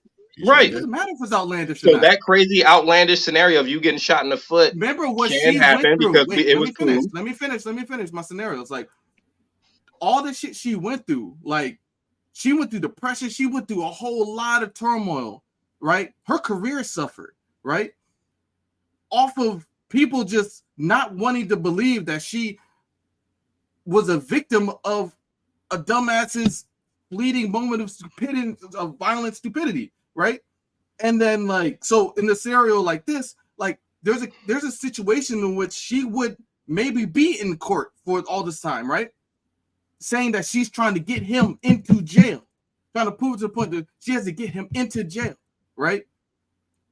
And then you get offered the compensation, which is an acknowledgement, and it's recompensation, not recompensation, recompense. It's recompense, right? And in a way, that might be all the salve for her pain, all the healing, all the bandages she can get. It's just this and that. That's all she will be able to maintain. And no, it may not be what she wants. Maybe she wants him to go to jail. Maybe she has feelings for him and doesn't want him to go to jail. It doesn't fucking matter. What matters is what it's a cost-benefit analysis. What can you actually get? What can, like, lawyers have to make the decision all the time in court? Do we, like, there was a case recently I heard about a hate crime, where it's like a hate crime happened and a murder happened. They were like, look, we can definitely get him on a murder, but this also looks like a hate crime. But do we try to go after? Do we pursue that? Do we pursue this as a hate crime? And like, because maybe we don't. Maybe we just go for the murder to secure the win, conviction, to secure the win. Yes. So that's a cost benefit analysis they have to make in order, like, maybe taking the money is what all she can bear, all she can do. Yeah. Hate crimes specifically are also subjective and harder to prove than murders. No, we're not talking about that. I know, I get what you're saying, but you brought up hate crime. You know what I'm saying? Okay. And like I said, all this depends on if Diddy is guilty or not. It's everything is ifs and buts and candies and nuts. Everything. We're all assuming. We're all just. We don't know. We don't know. So if there's a settlement and she takes the money, him settling is not an admission of guilt. It could be a make it go away thing. He's also in the public eye and has to maintain his career. That's what I said like 5 minutes ago. It's like it's going to end up either way. It's going to end up in a settlement of some kind, right? Because maybe he is too rich and powerful to go to jail. Yeah, she stepped down from a vault now. Maybe he was back in like 2 weeks. Maybe he's back. For all we know, this nigga could have murdered people. He could be a serial killer, and he wouldn't go to jail because he's rich. He's rich. Yeah. Hey, Henry Kissinger killed 4 million people by his biographer's estimates. Was the reason 4 million people were killed. Yep. Henry Kissinger, he lived to 100 years old and just died the other day. Nice and it's cushy, nice hospice on fucking golden silk sheets. Yeah, the justice system definitely doesn't work the same when you're not wealthy versus when you are. It doesn't. And maybe Cassie realizes this on some level, right? Mm-hmm.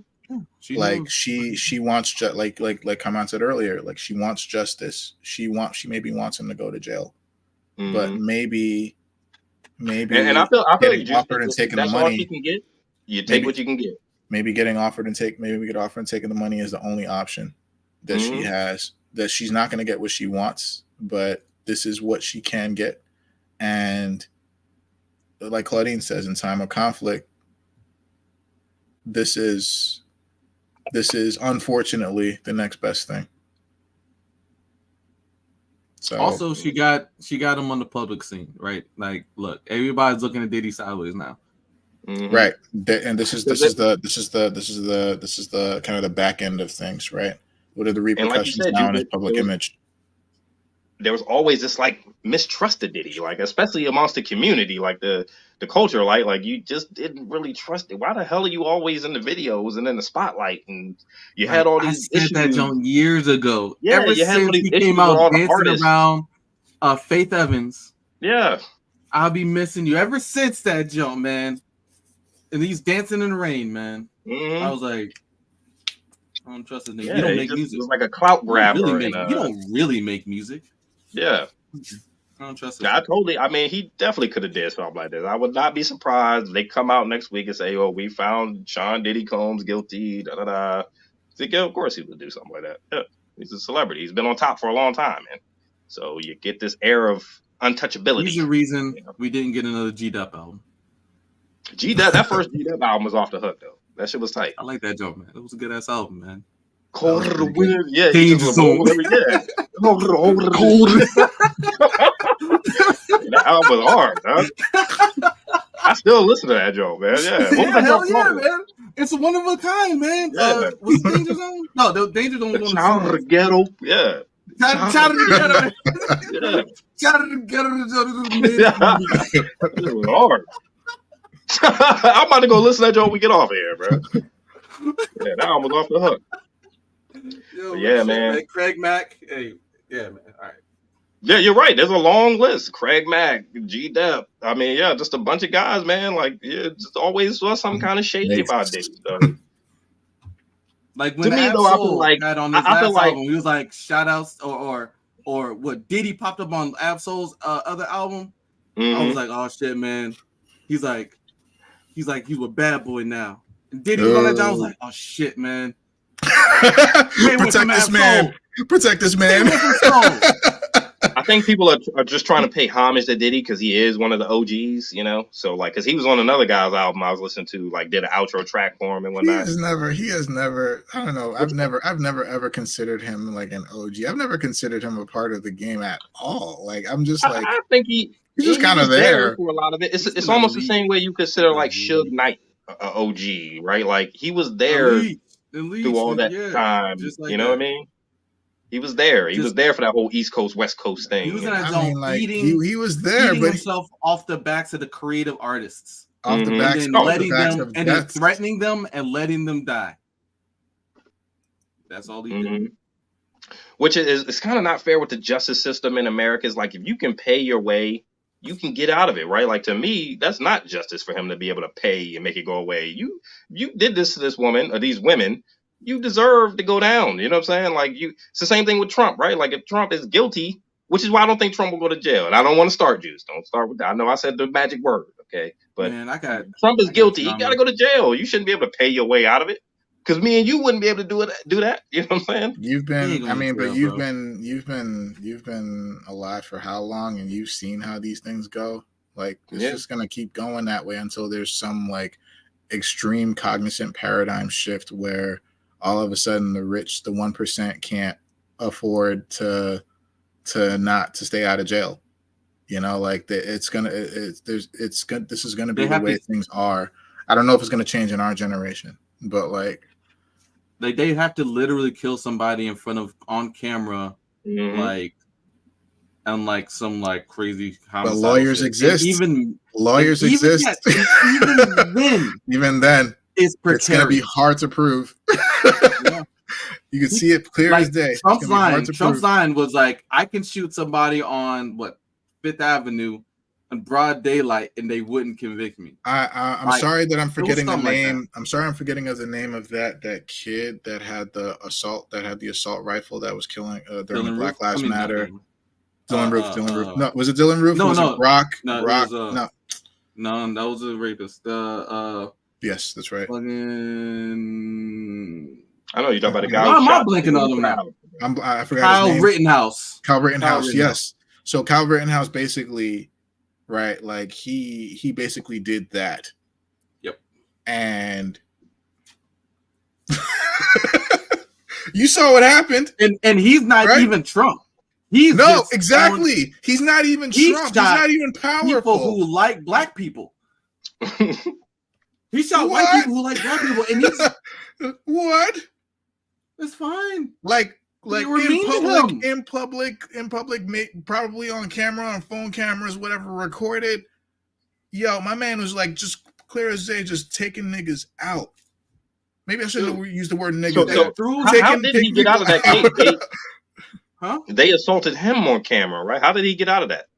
Because that is kind of weird. They had it on camera and they started messing with him and he shot. One guy lunged at him. One unarmed guy lunged at him to try and take his gun and he shot him.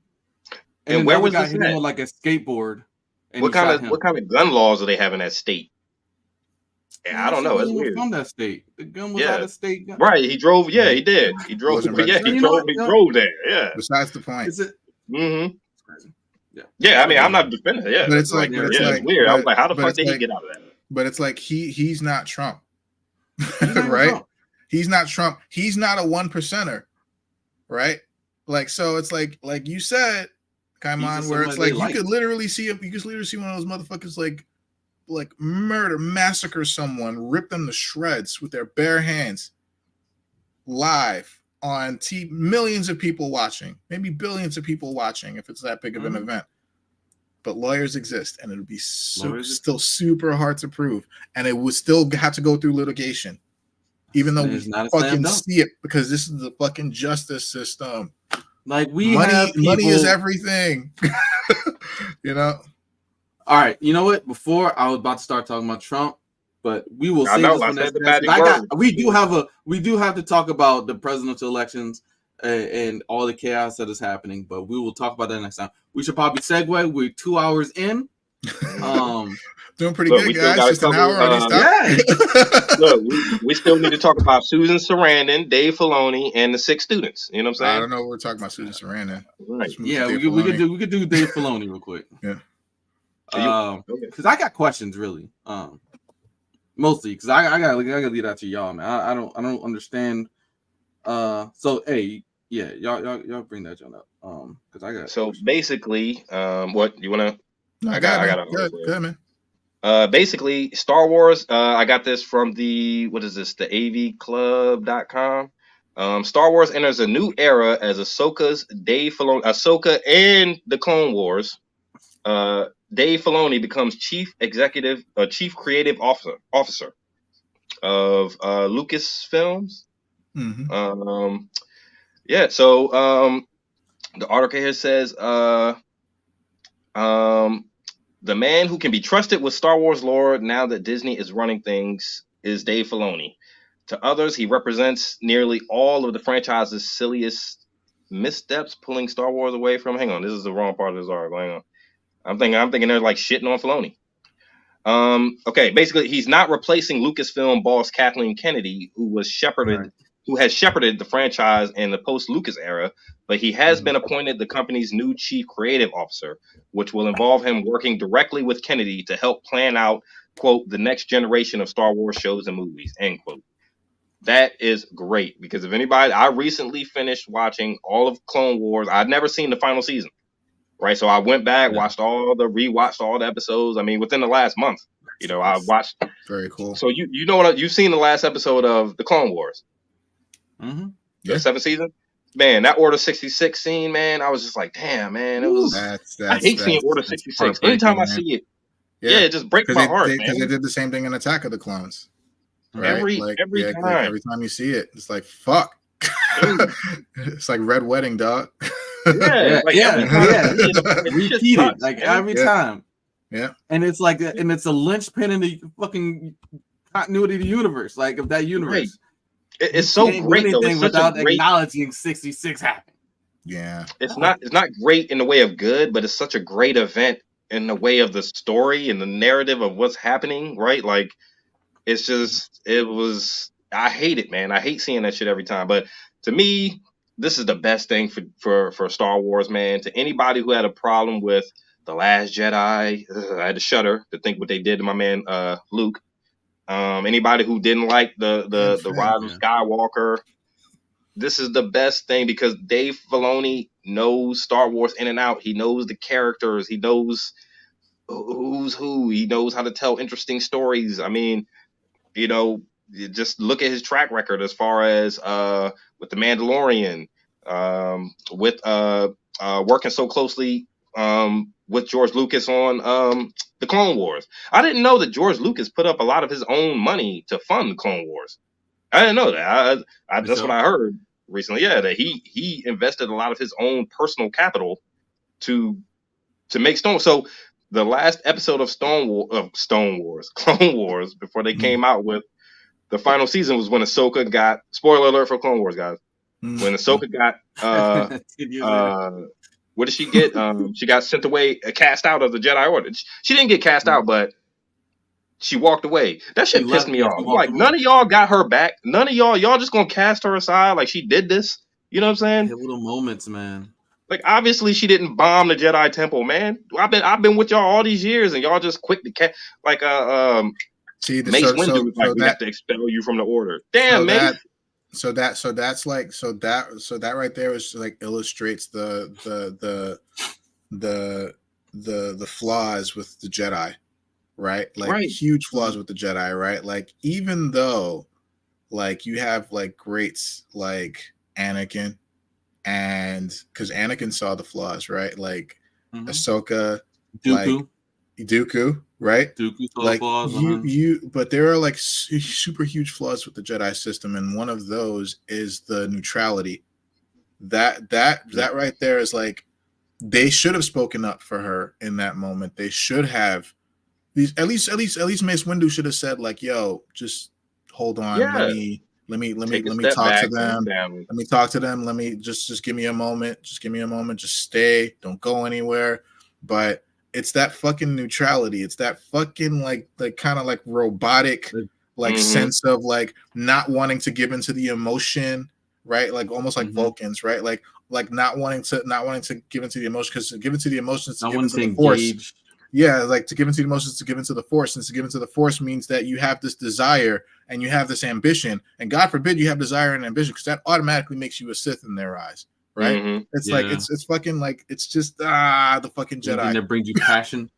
Yeah, it's like the fucking Jedi, man. Like, God damn it, you know? Yeah, it's like don't love, don't care, don't be caring, don't be human. Like, damn, I'm still don't be human. Don't give into your emotions. You know, you only need to have one emotion, and that's serenity, calm. No, you're fucking human. You can't. There's no fucking way. Right, you can be calm all the time. Kind of become robotic, especially Mace, because I never understood why they said. Ahsoka always used to say, "I'm no Jedi." You know, that's her famous line. And so when I got to the end, I'm like, oh, they cast her out and she walked away. And I get it from her point of view. She's like, fuck y'all. But it's like, damn, where are you going to go, Ahsoka? This is all you've known is the Jedi Order, you know, like, which I guess saved her life that she walked away, right? She wasn't around for Order 66. Well, at the temple. Right. Order 66. So she did whoop all them clones. Oh, she did go through all them clones, man. She was scrapping like a motherfucker when she was going through those that flight, the docks. Yeah. The floors rising, the falling, and they was like, dude, niggas every time. Yeah, that shit was crazy. And I think they did a good job of showing like how overwhelming the clone forces were to the Jedi. Like, and like Palpatine is like, so he turned their army against him. Like that's it. Just I hate Palpatine every time. Palpatine. I mean, Palpatine is that dude though, man. He will do that. Like he's so good. He's so good at it. He will do that. Like you see, like when you see him in the prequels, right? It's like, yo, this guy looks a lot like Palpatine. I think he's Palpatine, and then you realize he is Palpatine, and then you start seeing how he's like manipulating like political side on the Sith side, like he's just like manipulating everyone, every time, everywhere. And I'm like, fuck, this guy's that dude. He can do that. And you know early in the movies, early in the shows that he's going to win, and you're like, fuck you, man. You know what I'm saying? Like every happy moment I have with a Jedi just comes. He's just in the background like this. Crashing down. You know what I'm saying? Because it's like every single like moment or element is like he's seen it, right? And it's like that's how he doesn't have like precognition or anything like that, but he's like seen it. He's like has contingencies for this. So it's like, for example, and it was at episode 2 when he was fighting against Yoda, right? Like Yoda, like he's like, okay, you're fighting me here. But little did you know there's a distraction. I needed y'all to be here so that I can have Order 66 go on, and you can't help. Gotcha. Yep. It's fucking crazy. Like this guy, he saw everything.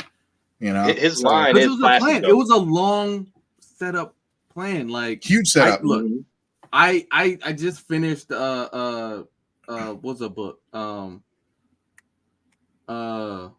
What is it? God damn it, Plagueis, Darth Plagueis book.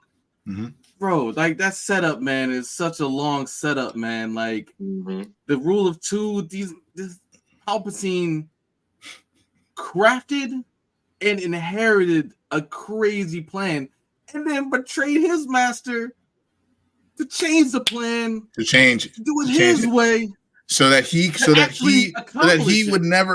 would never fall to that rule. That's devious. He changed it so he would never fall to that rule. That's fucking devious, dude. Like, yo. Dude, like so simple. Yeah. Be patient. So simple, but man. Culmination of all His line is classic though, the whole execute Order 66. I mean, it's just like classic. Every time you hear it, you're like, God damn it, man. You know what I'm saying? Execute Order 66. So did you like them bringing him back in Rise of Skywalker? Did you like that? Was that a good movie? I don't know, man, because it's coming off. He came back in the novels. Yeah, I didn't know that. Really? So I heard. So hasn't he been reincarnated? Like, I don't know if it's reincarnation, but hasn't he been alive for like 1,000 years or something like that? I don't know the book canon so well. But I thought he was alive for a long time. He's an old dude, but I can only comment on the Rise of Skywalker because I never read the books in that capacity. But like Rise of Skywalker, there was just a lot going. I think there was way too much going on behind the scenes, especially with bringing JJ back to kind of fix the Last Jedi, to fix what the Last Jedi did wrong, and then also like that wasn't the plan. So I felt like they just put him in there just to get him in there. Maybe they wanted to get him in there long term, but we had to wait longer for that to happen. Nostalgia. But like it seemed like they just put him in there just because it's something that would get Star Wars fans back to watch that movie. Because The Last Jedi has left such a bad taste in everyone's mouth that it's just one of those things that I felt like it was just kind of a plant, just to get us there. I think it's because like Snoke, they originally planned for Snoke to be like the big villain, right? And even people were rumoring, this is like Palpatine incarnated or something, or there's or it's Palpatine's relative, or I don't know, something. I remember all the theories before The Last Jedi about Snoke. Yeah, I was so intrigued about Snoke. But then in Last Jedi, they fucking kill him, and I'm like, that doesn't make a whole lot of sense because it seems like you were building him up to be something more. It might have just been Andy Serkis's performance as Snoke, but I was just intrigued, man. Then they killed him. I was like, "What are y'all doing?" It was interesting.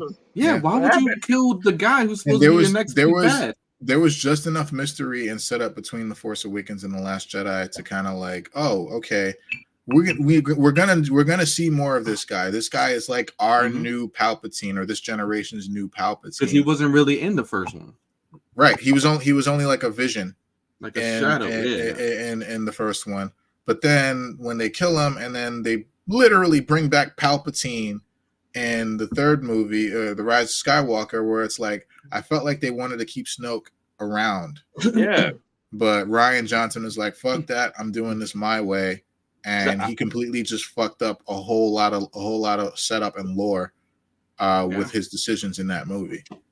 I remember that whole scene where Rey and Kylo show up in the throne room, and they had been having these mind melds where they were seeing each other through the forest, like which standing was next to each other. I thought that was so cool. I thought that was so cool. Awesome. And then you find out Snoke is the one that's connecting them. I'm like, oh my god, this guy is and they killed him. I was like, what the fuck y'all doing? And then they had the fight. The fight against the guards right after that was kind of soured, because you're like, damn, you just killed Snoke. This is a cool scene. That was the best scene in The Last Jedi. It was dope. Yeah, that whole scene of them in the room when they killed Snoke and they fought with the lightsabers. Yeah, that was good. Yeah. It could have been. It could have been when Luke took out that fleet at the end, but they didn't do that shit. But whatever. Let me say though, like, by having him be a Force ghost, I thought if that was literally him, then that would have been so much more badass. Way more badass. Y'all want to make predictions about like what we think Filoni might be doing if with him is he's creative. What's it called? Creative director. Chief creative officer. Also. Does anybody know specifically what that entails? I mean, I think Dee said it earlier, but he's going to basically be working with Kathleen Kennedy to he's going to be like the big consultant, right? Okay. He's going to make sure that all the movie and TV projects kind of stay on track with whatever they want to do, vision wise. So he's gonna have a lot of input on like story structure with whatever projects they got going on. Mm-hmm. And that also means story, like creating story as well. Probably in some capacity, but he's going to have a lot of input on what is created, so he can change stuff. I'm not sure if it's him going to be actually writing stuff from scratch. Maybe he's going to be too busy for that now, but like he's going to be like Kevin Feige, right? In MCU. Okay. Right? So that's basically what he's going to be, but along with Kathleen Kennedy, the two of them together. According to the Vanity Fair piece, Filoni says that he would be brought into a project after it had already developed a good ways, but now he gets to be there from the beginning. He will be there basically from conception. So basically with everything that's going on.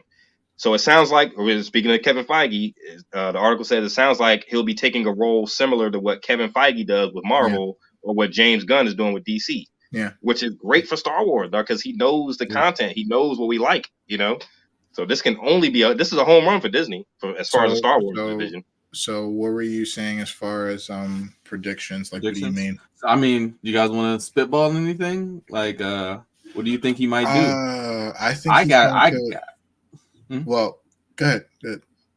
Well, okay. I just thought I was gonna say I think he's gonna do more of the damn it, I already forgot the name of it. Tales of the Jedi, right? Mm-hmm. Did y'all watch those? Yeah, those were, I think, really good. And if I recall correctly, I heard that he was like essentially by himself, like arguing, "Hey, we need to make this happen. We need to do this." So I think like that might be kind of him. Maybe not even directly dealing with Clone Wars, because a lot of that was like Clone Wars. I think it was all like Clone Wars, like related era of the Jedi Republic, right? But maybe it's going to do more expanded universe Tales of the Jedi type stuff. That's expand the lore a little more. Yeah, because I mean, I love that shit. I think in the same vein, it's technically a prediction, but it's like, I think if he was smart, it's kind of what I would want to do. But like, if he was smart, I think he's going to actually effectively start bringing together all of these different properties, right? These different universes, right? So not universes, they're in the same universe, but I mean these different, like, you know, bringing Ahsoka and Mandalorian and like, you know, the Fets, even, like, you know, like Boba Fett, or bring in like, you know, like somehow like incorporated with like a new trilogy of movies, right? Like we might like, let's say we might get we might get a fucking new trilogy that's just with featuring Ahsoka, right? Ooh. Like around her, right? And, you know, she has ties to Anakin, she has ties to Luke, and it's like, imagine if like it just like hinged on her, you know, somehow bringing like a whole new cast of characters, bringing old characters too. And like, I feel like this new trilogy is going to be something with him on board. It's going to be something, it should be something like more inclusive of the characters we already have. But yeah, bring in new characters, sure. But I feel like, you know, we need new blood. We don't need a Skywalker leading the fucking next trilogy, for God's sake. Please. No more. Really? Yeah, yes, okay. Please, no more. I'm with that. No. I don't know. They were so close. They were so close with the last trilogy. But go ahead. I'm sorry.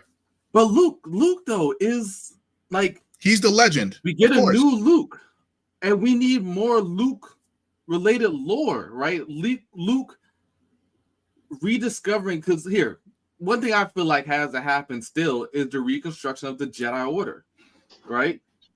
Like, in what way? Not the same way it was, right? It has to be changed because that was the issue, but more along the lines of the original Jedi, right? The old original order, which used both sides of the Force to a degree. They were all kind of gray Jedi. Hence why I feel like also another kind of technically a prediction, if he were somehow to incorporate Knights of the Old Republic. You stole my prediction, Frank. I'm sorry. I'm sorry. We just think of like bring in the Old Republic, man. Yeah. That's such an untapped Old Republic. Yeah, so untapped. And I'm with Frank, man. We don't need any more Skywalkers, man. I love Luke to death, but the Skywalker thing has been done. I feel like it needs. it needs to end. There needs to be a new beginning here, right? Yeah. Especially if you want to keep the Star Wars, because like you said, I love the Skywalkers. I do. But like we're talking 1977, right? 1977. That is 46 years ago that Star Wars happened. You know? So it's like it's so rich, it's just untapped potential. You know what I mean? Like, yeah. The universe is so big now. Why are we still hinging on, sure, you know, like we're looking at the legend, but let the legend be a legend. Maybe sure you can keep the characters in there. Maybe some Tales of the Jedi with Luke, fine. But sure. I feel like we need to move on from the Skywalker series. They were so close with the new trilogy. They were so close to separating themselves. The Force Awakens was a good start, although it was basically almost a shot-for-shot remake of A New Hope, right? But like they killed the Skywalkers at the end of that jump. But then the Rise of Skywalker you had Luke's lightsaber. You had Luke's lightsaber in the Force Awakens. Then you had like Luke straight up like kind of like almost joining the fight or coming back fully in The Last Jedi. But then, you know, he dies. Remember at the end of The Force Awakens when she hands Luke the lightsaber and you're like, yo, what the fuck is gonna happen? And then in the fucking Last Jedi, my man takes it, he throws it over the fucking cliff, and I'm like, I was like, what?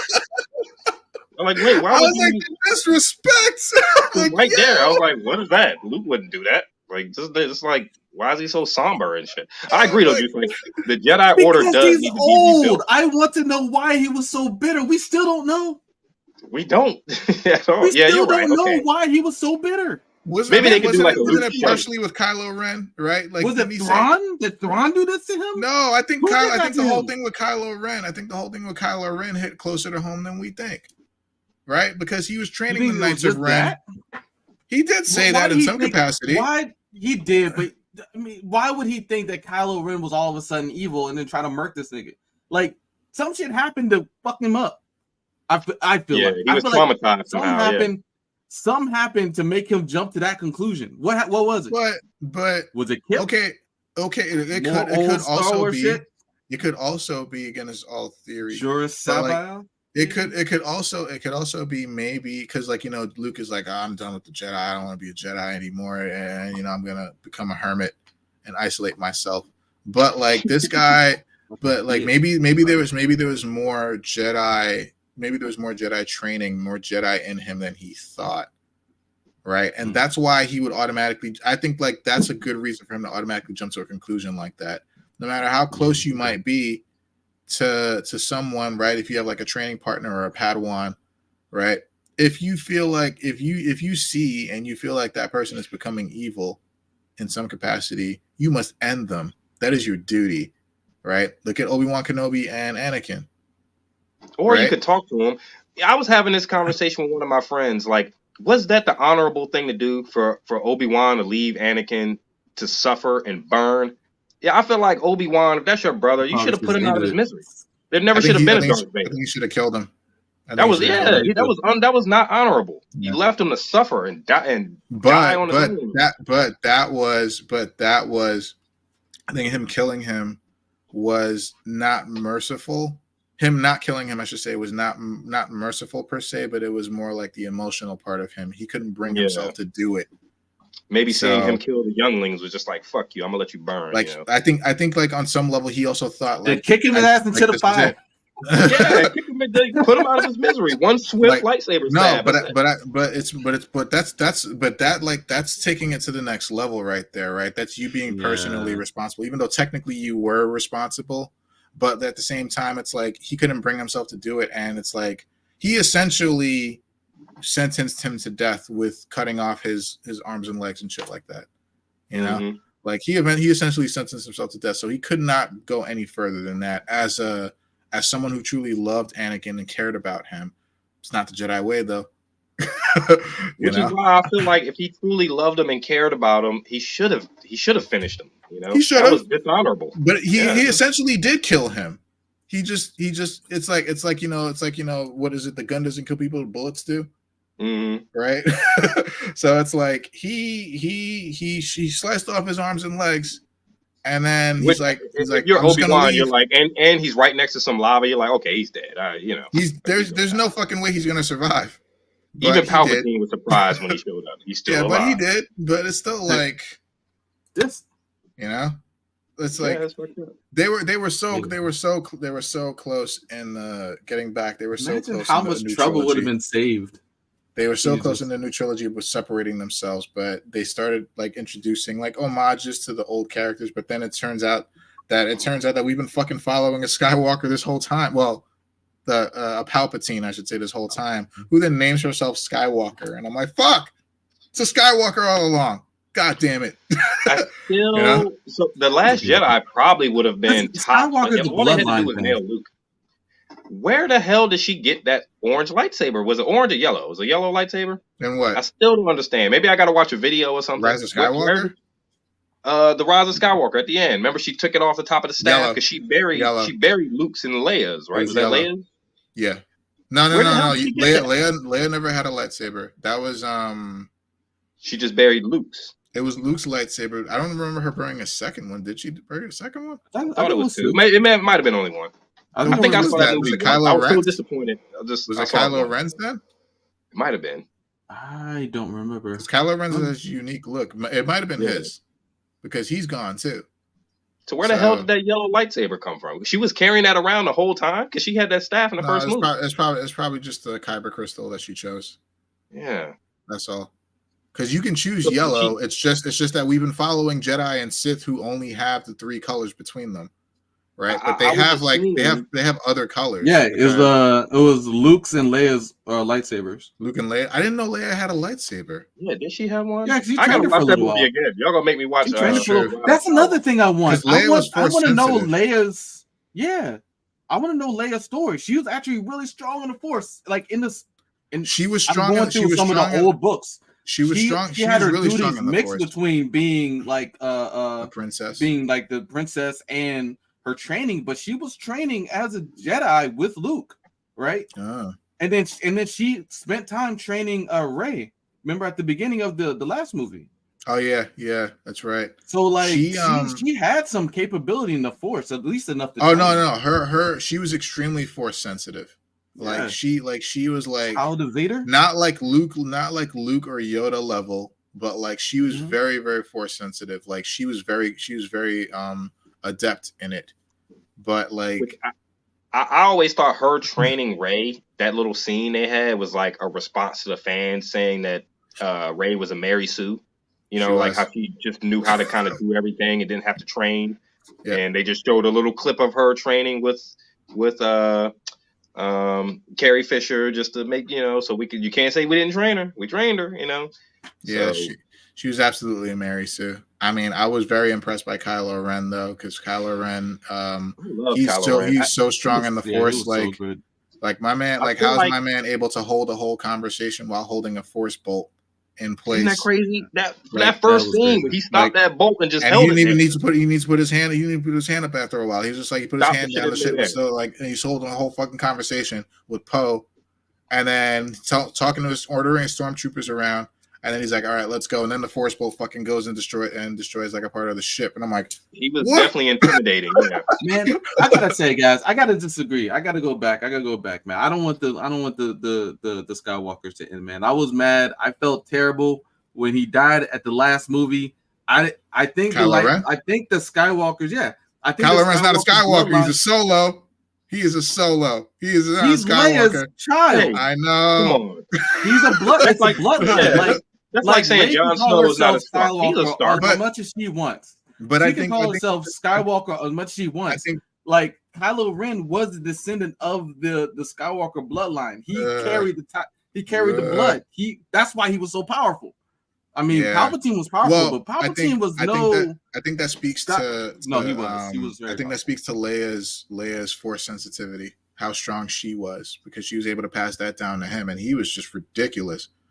You know, I mean, with training, man, Luke, with training, like I think Leia was super strong. She just didn't have the same level of focus on the training because she was doing her princess shit.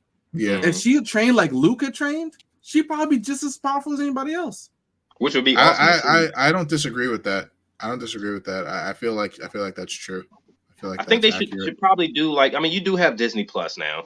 And I think so. You could do something, maybe a series on the Skywalkers. I would definitely watch it. But I think like a friend was saying, man, you need a fresh start now, man. Like look at the one home run that Disney hit, Rogue One. We didn't know any of those characters. We weren't even sure outside of Darth Vader. You know, I was attached like shit, like Jen Erso and who's the guy who played Cassian Andor, even though he has a show Andor. But I mean, and that movie was great, man. It's like the universe is so rich and you have so many different directions you can go. I think cinematically, movie wise, they should get off of the Skywalker. They got to go somewhere else. Mm-hmm. Yeah. I mean, the Skywalker legend will always be there. Yeah. I feel like this is one of those franchises that needs to evolve and move on from what made it great. Right. We can't keep sticking to that because then it's just gonna suck. Right, because we took everything good about like you don't have legends don't become legends if you keep them around. Legends become legends after they die off, or it's way in the future, right? Like you just let them be legendary by doing what they did before they died, and then let's move on and let's have them be legends. Reference them as much as you need to. But we should move on with these other characters that we've got here, other capable characters that we have here that can be vehicles for the next big thing in this franchise. It just sucks because the last taste you have in your mouth of Luke is him dying as a Force ghost, or dude, just he should have been there. On the planet, he should have been there. Yeah, he should have fucking been by there, himself. Man. No Jedi Order. Jedi Order still in shambles. So, like, what did he accomplish through his? I mean, it left a bad taste in your mouth, man. Like, this is pitiful. I agree. Whose idea was that? Like, I thought it was an amazing feat of power for him to project himself across that distance. It was. That was cool. It was cool. That was an amazing feat of like Force focus and ability. It was. Just to be like, and then whoo, that was. But how much better would it have been if my man was doing that shit physically while he was there. How much more could he have done if he was fucking there physically? Crunching the fucking things and the balls and throwing them at I do. When he came out of that cave, he was. Look, the same way Andre 3000 is making flute music is the same way that old Luke didn't want to go fight some fucking AT-ATs, right? He just didn't want to. I don't want to do that anymore. I'm done with it. Right? You weren't disappointed when you saw that? Like I just thought it was cool that he projected himself. I was like, that's an amazing, that's Yoda level, high tier. I thought it was cool in the moment. I don't disagree with that. That's all I needed, really. I did, but like, after I thought about it and just the setup and the way the planet looks, Force user isn't just about fighting with their lightsaber and crushing shit. Like at that moment, when he walked out of that cave, it was about that though. Like when he walked out of that cave and that fleet was there and that army was there and he was staring at him. What am I supposed to face down? I was wondering the entire time. I'm like, there's no fucking way that they're missing him. Like, there's no fucking way. This dude is like, it seems like the bullets are passing through him. The lasers are passing through him. Yeah. And I'm like, this is fucking awesome. I'm like, this guy is on. I felt like if he was there, like let's put him in the scene there. Like if he was physically there, I would have been like, okay, yes, it's an incredibly strong feat that he force projected himself across planets, across galaxies to get to this other planet. But what would have been more impressive with him being there, I'd have been like, this nigga just evolved in front of our eyes. Like this nigga is the best. This nigga is the best Jedi that ever lived. You know, like there's no one else that will ever compare to this dude. When they all blasted on him and the dust settled, I thought he was gonna like relax and a force bubble shield was gonna like dissipate around him. I was like, oh my god, this fucking guy is like, oh yeah, true. We're about to see the best scene in Star Wars history, bro. Because the setup was there, the colors, the cinematography, everything was beautiful. Everybody's looking. He's saving their lives. They're all looking. What's he gonna do? You know, like we would have Kylo Ren is scared. If fire on that man. There, we would have witnessed like an ascension, straight up. Like I was just like, "Yo, this nigga." You're right. When the dust settled from him firing on him, I was like, "Yo, this dude is so powerful. This dude is strong." Like, there's no fucking way, you know? Wow. Like, damn. The force projection was cool, but then if that's what you're gonna do, don't kill him. Like, I think the force projection. I agree. Don't kill him off of that. I think force projection was like a what is it called, a consolation prize. I really did. It was an awesome show of power, though. It was like, damn, he's powerful as shit. Like, he can project himself across the galaxy. Who do you know force projects? I never heard of that shit before. That's the first time shit's ever happened, as far as I'm aware. Well, was that the same movie where Carrie Fisher Mary popping back into the ship? Yeah. Or was that the third one? Yeah, no, it was Princess. Yeah. Princess. I'm Mary Poppins, y'all. Mary Poppins, y'all. Yeah, no, that was the same movie. That was the same movie, but like. But yeah, I don't know. I like I said, I feel like the Skywalker, cool. Like keep reference them as much as you want, but let's move on from them. So hopefully Dave Filoni has an idea of moving on from them or bringing in properties that we want to see. Knights of the Old Republic, Ezra Bridger. So question is Rebels, Ezra and them, and is Mandalorian? Are both of those Filoni's?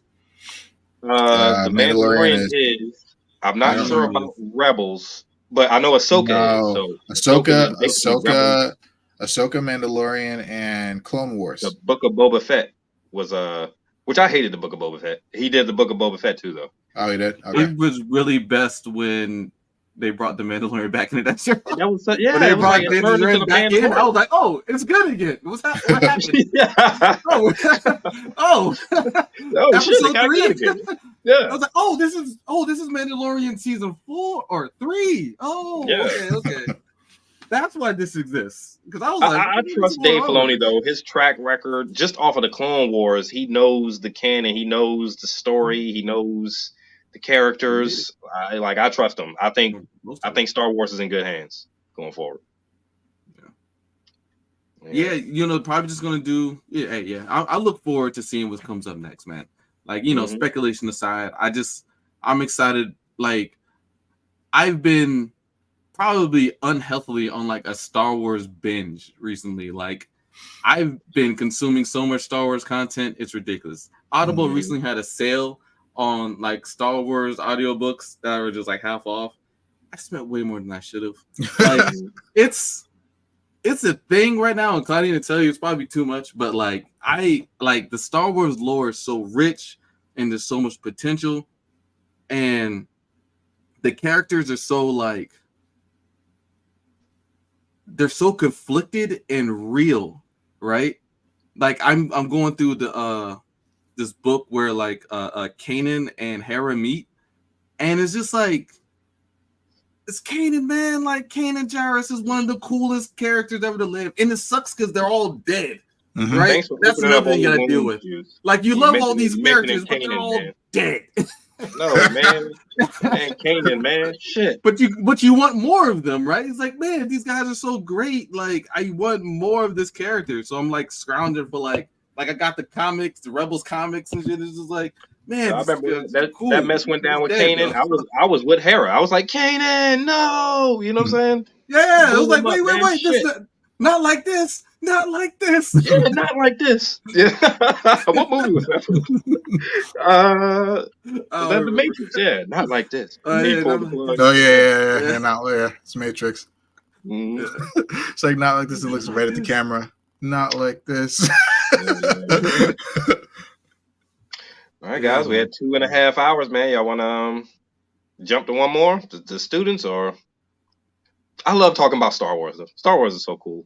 Yeah. One of the good things about it is like it's like knightly, because you have knights and there's swords, but it's futuristic because you have the lasers and the starships and it just blends the two so well. Which is why I want the Old Republic, man. I want the Sith and the Jedi at full power going against each other. You know, especially the Jedi Order. I'm with you, Juice. They need to rebuild the Order, man. The Order has been down and out since Order 66. God damn it! Like, when are we ever going to see the Jedi back?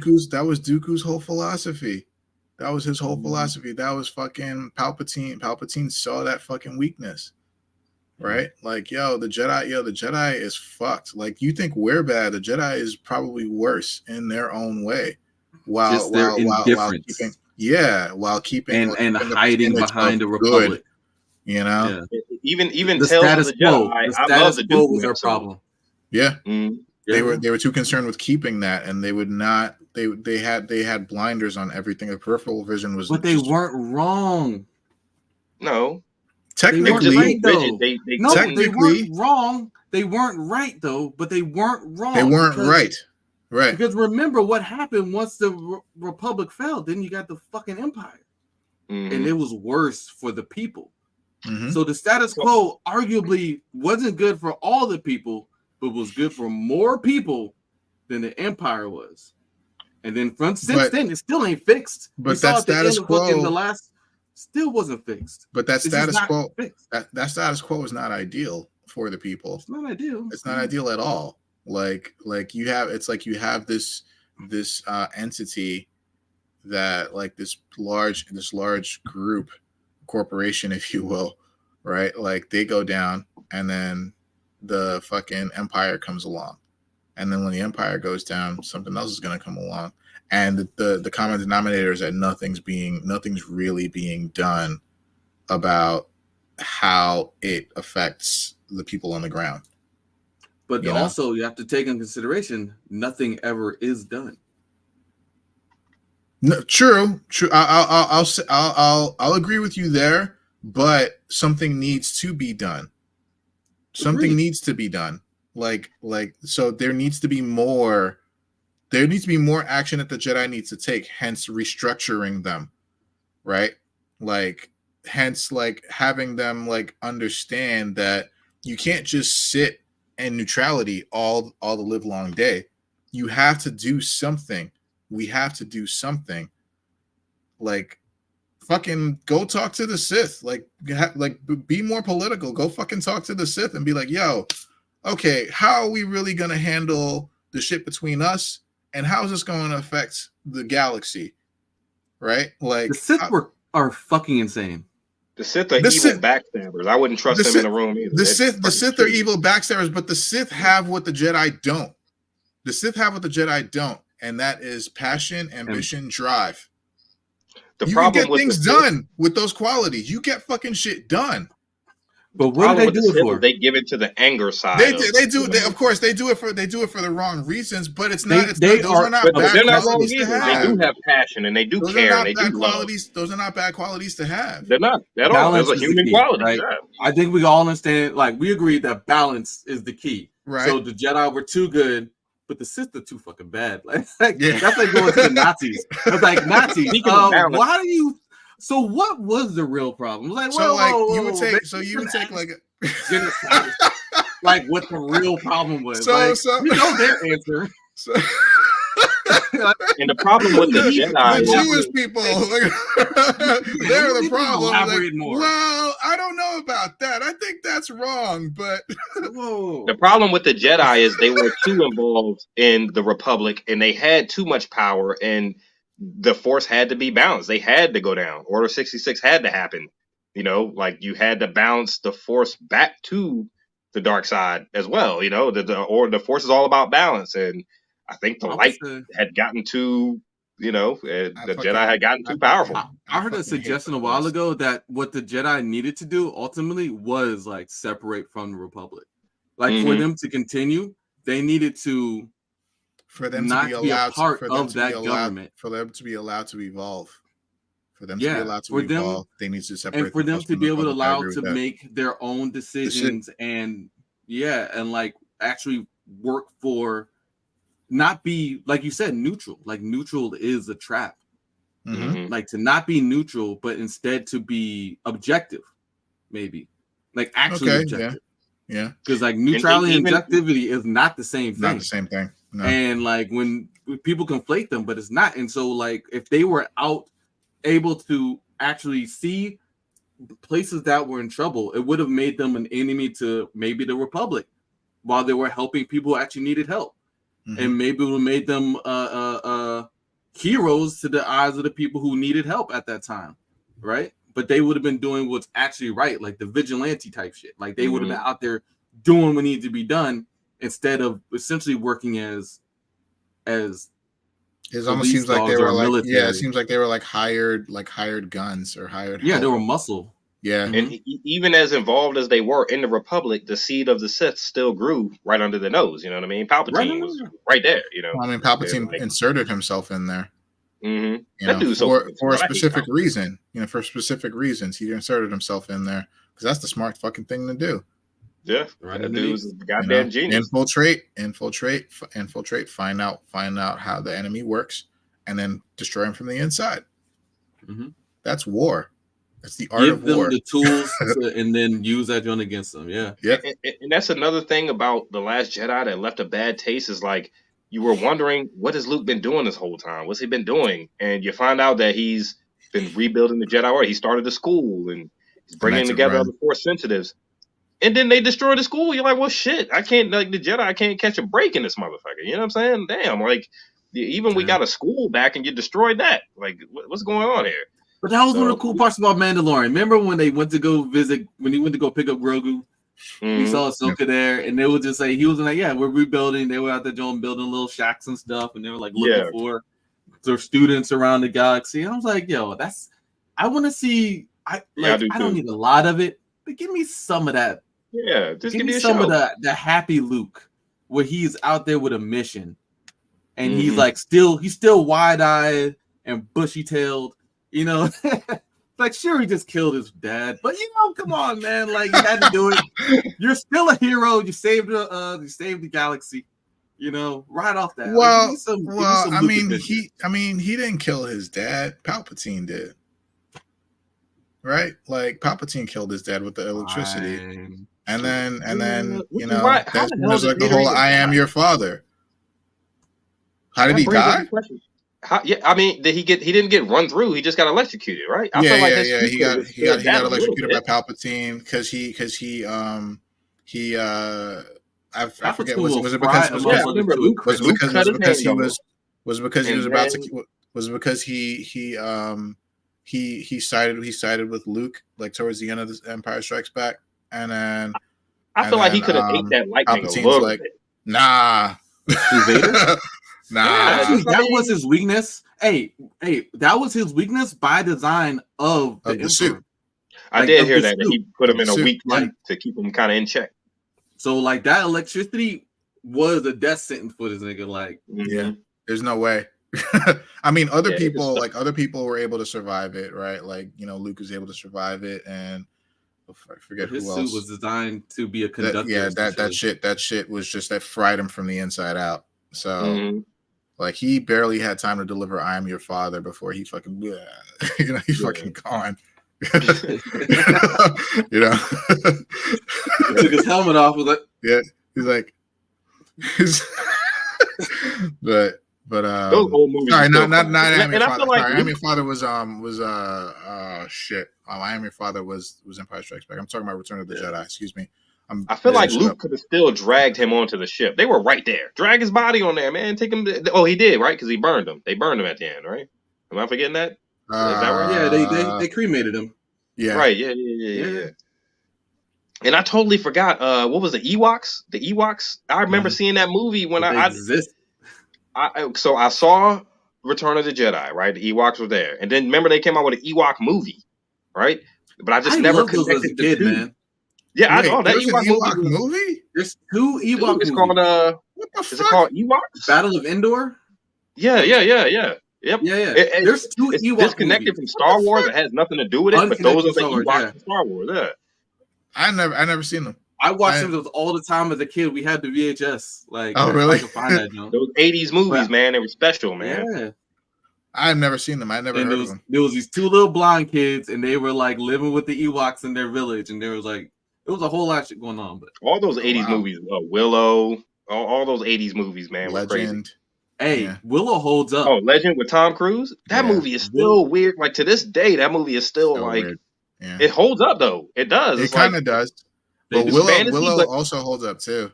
Willow holds up. Like I rewatched it recently, anticipating the new show to be good.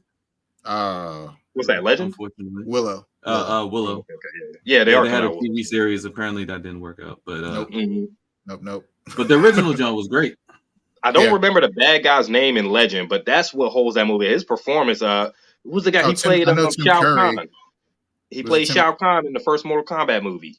Wait, are you talking about Tim Curry as the devil?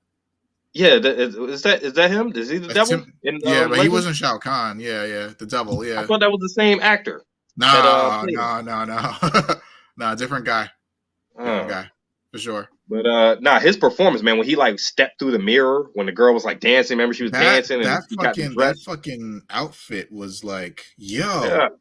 That whole terrifying. It was terrifying. When he stepped to that mirror, I was like, "Holy shit!" He literally looked like Satan personified. Yeah. I was like, "Yo, fucking 80s movie magic, man. Yeah, man. They can't do that now. I don't know why, but it was all practical effects. Man. Well, because technology's easier.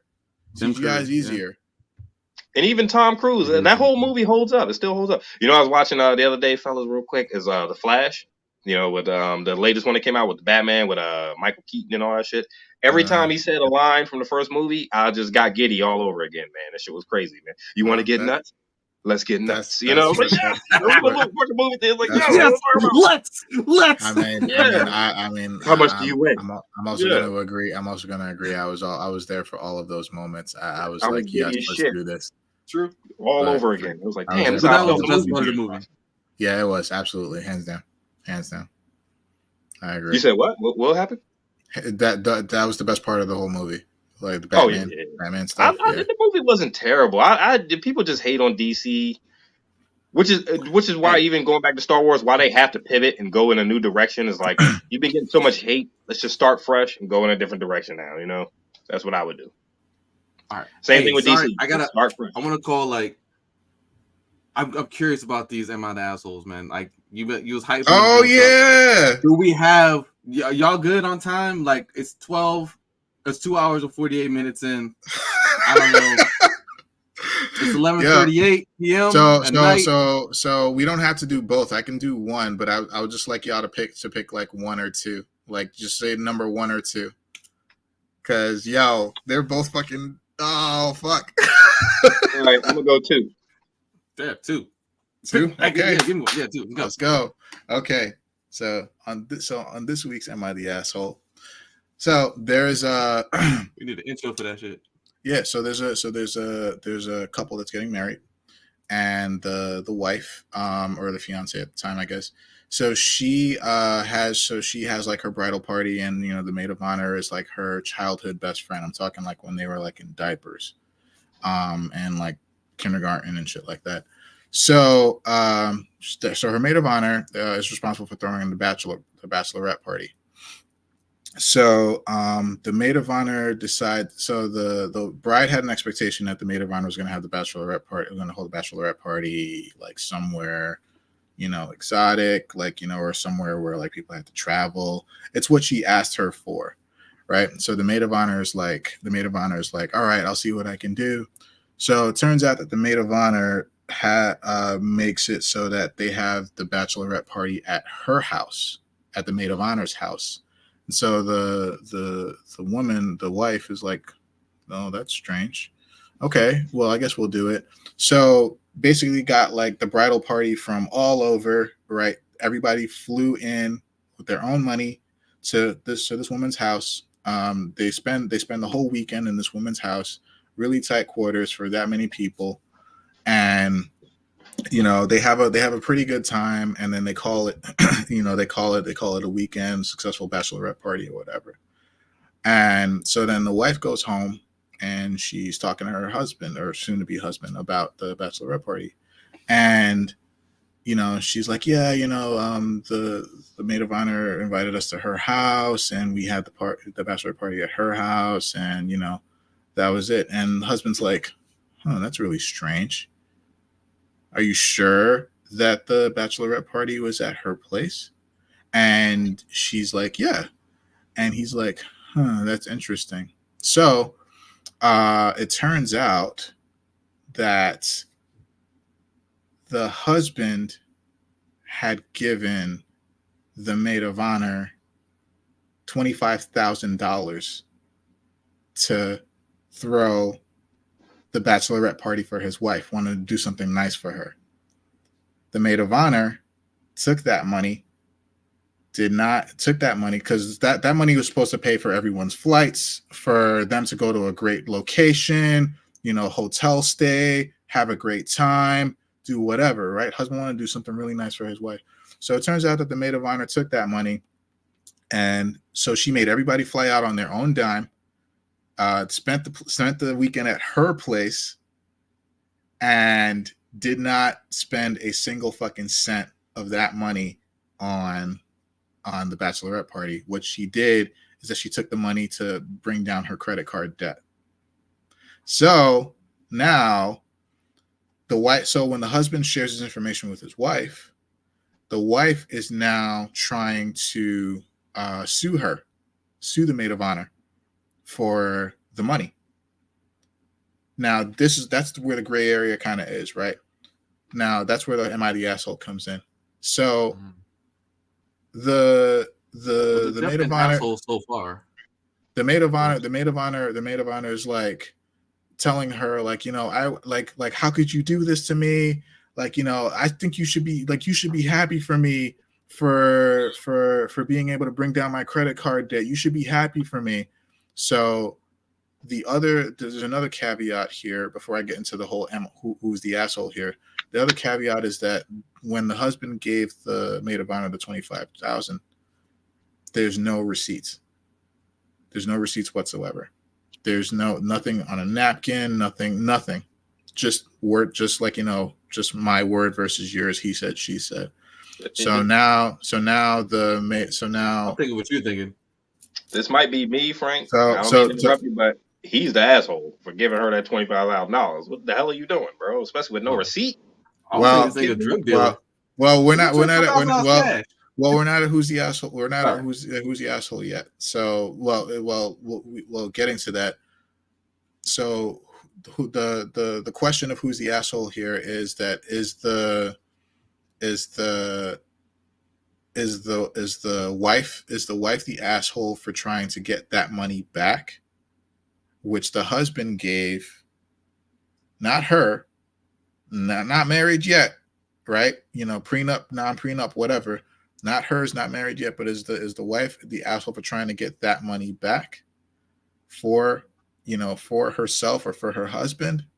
Or is the maid of honor the asshole for taking that money and not using it for what was intended just through word of mouth, but it's basically that the husband just gave her $25,000 to do whatever she wanted, but he had an expectation of her using that money towards the bachelorette party, which would have paid for pretty much everything. Again, having all these people fly out on their own dime and spending their own money to get from place to place or within or whatever. So is there a dumbass segment? Because the husband's the dumbass in all this. For first of all, you should have gave that money to your wife. So no, there are only 3 options with am I the asshole? So there is you're the asshole, you're not the asshole, or no one is the asshole. So I didn't know that was an option. She's definitely not the asshole for trying to get the money back. I mean, he's the dumbass for giving her the money. How did she make everybody fly out there on her own dime? How did she do all this without the husband catching wind of it? Like, well, right? Nobody mentioned him. The husband or the fiance at the time, he's not involved in bachelorette party plans, right? He's probably got his own bachelor party to work, or his best man's doing the bachelor party. $25,000. Like, I want to know what my money. He did that. So he did that out of the kindness of his own heart to want to do something nice for his wife, but he did that under the assumption, right? That word's being thrown around a lot today, right? He's doing that under the assumption that the maid of honor would take, because the maid of honor told him, like, yeah, of course, you know, I'll do something really nice for her. So he left it in her hands. He's like, here's $25,000 to fund it, right? To fund all of it or most of it or whatever you need it for. Is there a fourth option? No. So where they're both to where both the asshole? Both the asshole? Actually, that is an option. I'm sorry. You're the asshole, not the asshole. No one's the asshole. Both of you are assholes. Sorry, there are 4 options. The husband and the maid of honor are the asshole, or the husband and the wife? The husband and the maid of honor. What do you think? You tell me. You tell me. I'm saying I think the husband and the maid of honor are the assholes because, and also the wife was not the asshole for trying to get the money back because it's technically not her money though, and it was supposed to be used. It was okay. So basically, if you look at it, she's not really involved in this, but she's the one trying to take action. It should be between the husband and the maid of honor, but it's not. It's the wife trying to get that money, trying to sue her for that money back. So remember that. That's okay. I'm going to make my own category. I'm going to say the husband's a dumbass. He should have given the money to his wife. If you wanted to make all the play, why are you? It's not the wife's job to plan the bachelorette party. How close was the husband and the wife, the maid of honor? Because if they didn't know each other, they're not that close per se. But the maid of honor and the wife are like in diapers, best friends in the world. He's a dumbass. That's a lot of money to give and just trust that somebody's going to do what they told you they were going to do. What are one of the 4 options? Which one of the 4 options are you going with? The maid of honor is the asshole in this to me. Why? She took the money, which she knew was for a specific purpose, didn't use it for that purpose, and used it for another purpose. So she was being selfish. She was being deceitful.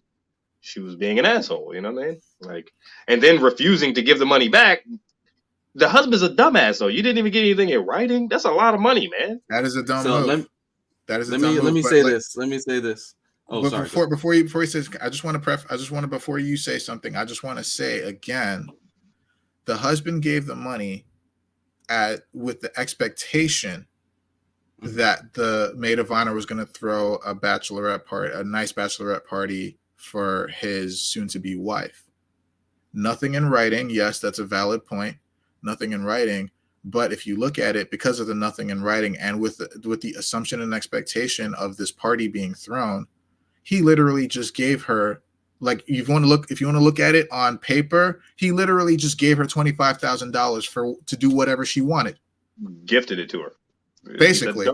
So again, just remember those facts, those details like kind of.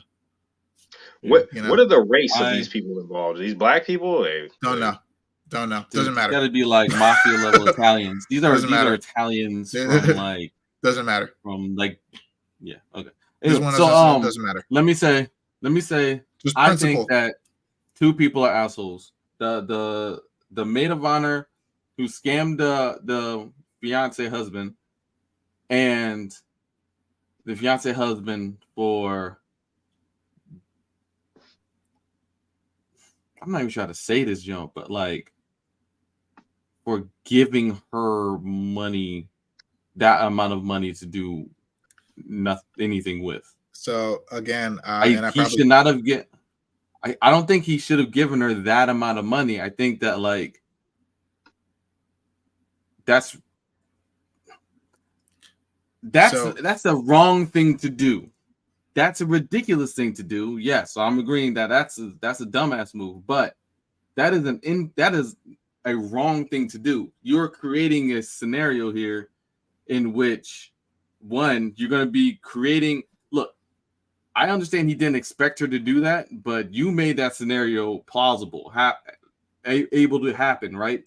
Because like one, I don't even know there's a way to legally give somebody $25,000, at least not in the United States, where you're not fucking writing that shit down on fucking tax returns, right? That shit is taxable. So somebody's coming after this money. This is gonna be a problem, right? There was that trust, right? Like it's his wife, right? Like his wife. It's not a giftable amount. I'm saying like that's not a giftable amount of money. Yeah, I know that. You're right. But it's his wife. It's his wife, and it's her best friend in the world, like from diapers.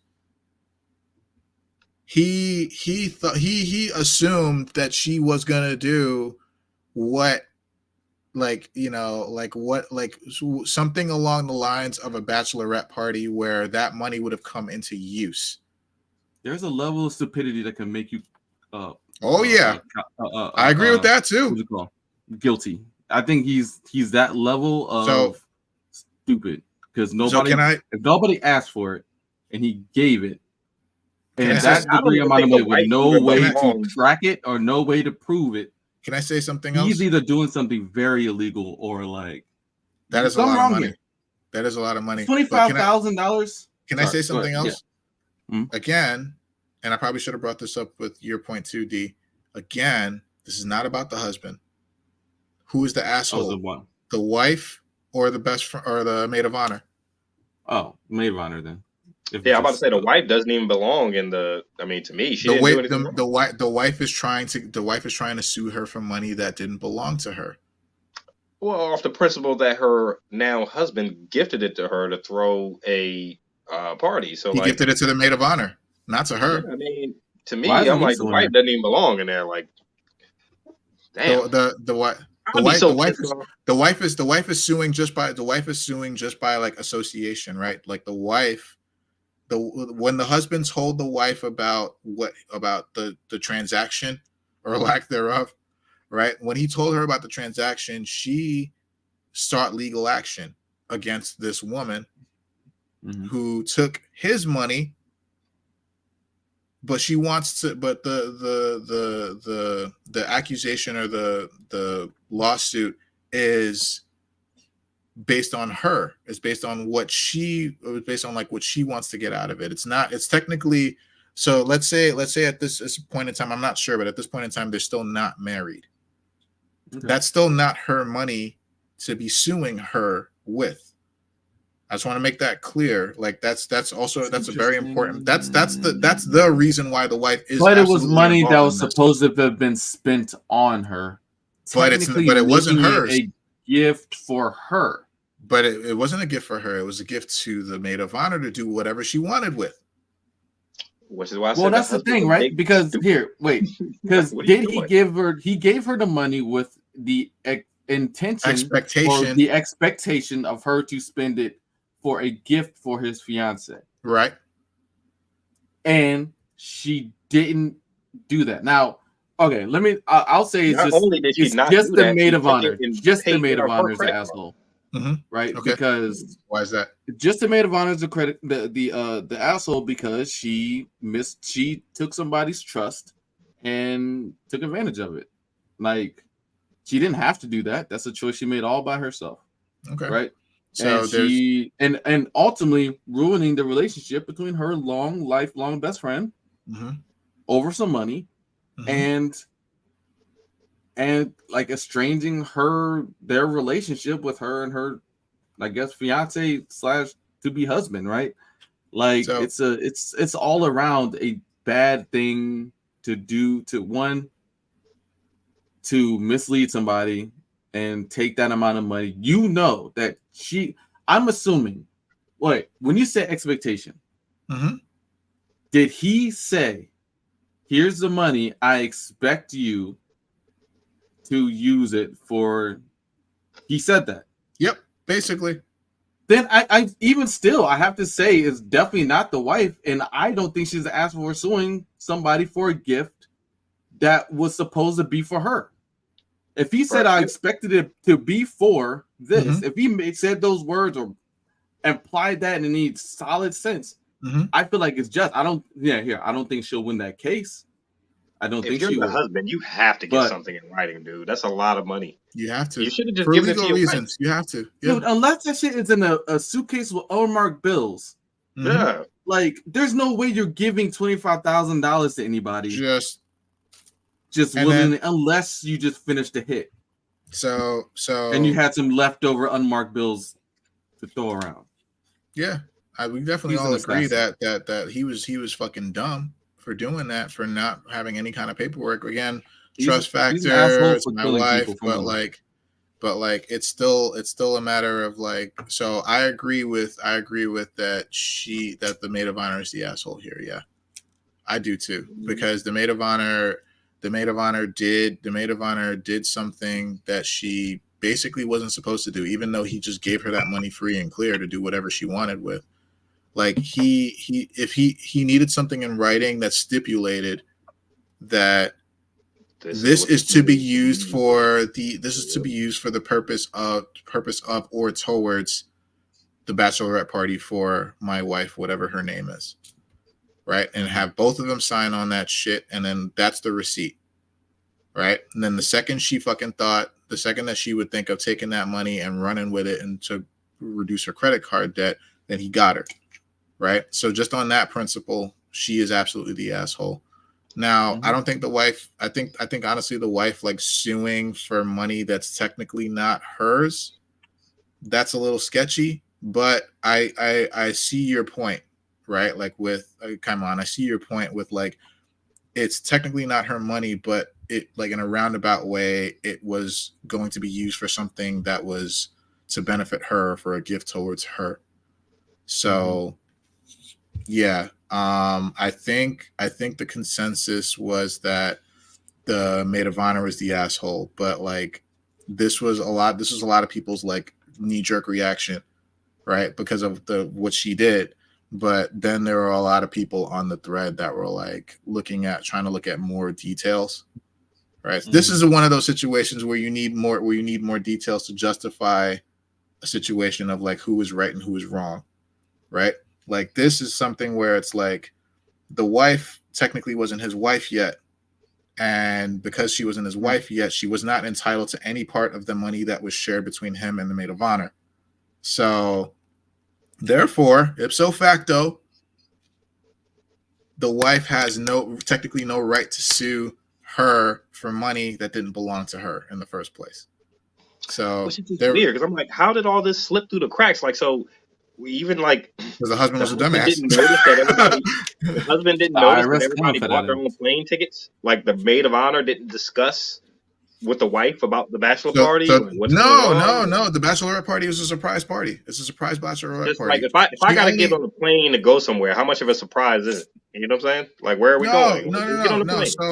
So it was one of those. So again, this is I'm kind of like, I know what you mean. Yeah, I'm kind of picturing. You know who's at fault in all this? The husband, because he should have tracked that goddamn money and be like, "Yo, what are you spending my money on?" You know what I mean? Like, or when giving it to her, like, you better spend the money on this, and I need you to sign off. Criminal negligence. Why don't me and you sit down? Look, why don't me as the husband, me and you, the maid of honor, sit down and we'll go on the computer and we'll buy everybody's ticket. I'll pay for it, but we'll do it together. We'll set it up. I'm not just going to give you the money and then just handle it. Just go. Yeah, he's a big dummy. Well, it's kind of. I think it's kind of like more and more. Again, I'm not defending anybody or anything in this situation, but I'm just trying to like kind of like visualize like the facts here. But like the husband in a lot of like relationships or fiance to be in a lot of relationships is like they don't plan that shit. They don't really want to be involved with that shit. It's like they just kind of fund it. Men do suck at planning. When it comes down to it in a wedding party, right? Best man. It's not even just husband. It's just men. We don't like planning that shit. I'll pay for it. But it's just easier. If you have the means, it's just easier. But like traditionally, right? Best man plans bachelor party. Maid of honor plans bachelorette party. Right? Mm-hmm. It's up to them, and then the husband and the wife usually just kind of go along with it. And usually, it's a surprise of some kind, right? Oh shit, we're going to Vegas. Like let's go. Let's get fucked. So like I'm thinking in this scenario that the husband's like, look, here's $25K. Do something nice for my wife for her bachelorette party. And he's like, don't you want anything already? Nah, that's cool. I trust you. Oh, you're stupid. I'm sorry. There's something fishy. There's something fishy here. There's something I've only known you for a year. I don't know any more details. I don't know any more details outside of that about what they do for a living, or I don't know any more details. This is a situation though where more details would be nice to know, right? Like to see like if he's an assassin for selling drugs. He's a hitman. Right? He's a hitman or some shit. Money. Like it's still like ethically rifles. Ethically and legally, the maid of honor gun running and whatnot. Yeah. Ethically, the maid of honor is wrong, but I think legally the wife is wrong. And I don't think she would win. No, she wouldn't. Yeah. She wouldn't because there's no fucking paperwork. There's no fucking receipt. Even the judge would be like, "You didn't make her sign anything. You gave her this money." You know, you didn't. It wouldn't go as far as a judge. It wouldn't even make it to fucking arbitration. It would just be like, "Yo," they'd be like, "Put this thing in jail because put him in a stupid jail, like dumbass jail, dog. Like where to keep the rest of them." Put him in jail. Criminal. The rest of them. Put him in jail with the rest of them, dog. Like, damn, they all belong together. Like, fuck, big dummy. Damn. So yeah, real quick, Frank. I just did I know this is going back. I just did a real quick Google search, Frank. You're goddamn right. Tim Curry did play the devil, man. He played Darkness in Legend, man. How the fuck that guy does not? That's the guy who played the Tim Curry is the guy you see in Home Alone. Home Alone Lost in New York. He's the guy who was at the desk who was trying to chase Kevin and shit. I mean, Tim Curry's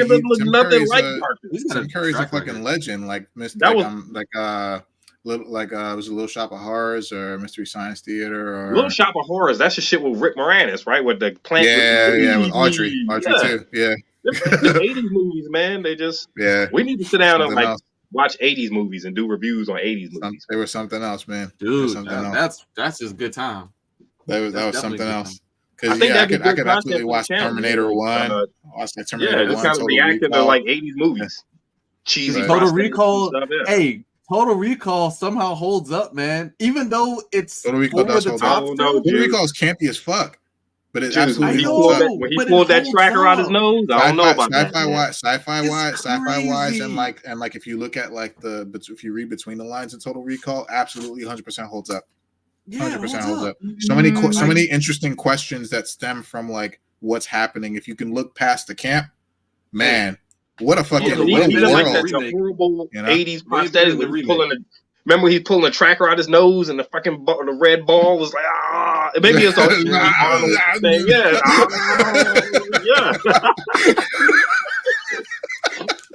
Maybe that's it. It does hold up. That's one of the nastiest movies ever. That's nasty. Yo, I don't know about y'all, man. It was always 3 titties. I like the newer one though. Y'all remember that? With who's the guy who played in the newer one? Colin Farrell. Yeah, I love that movie. I thought it was. I don't know why the movie had the same feel. I think the problem with that movie, it looks slick as hell, like really fantastic looking movie, but like it took itself too seriously. Kate Beckinsale was kick ass in it. Yeah, it was. Kate Beckinsale, she was in it. Yeah, but like it took itself too seriously. Because the original was kind of like wonky and it's like crazy, but like in its craziness. It provided balance to like the real serious that you think about in the background. It's like, yo, is he still in the machine? You know, like what's actually real? You know, like you start thinking about that serious shit, but then you have shit like that. You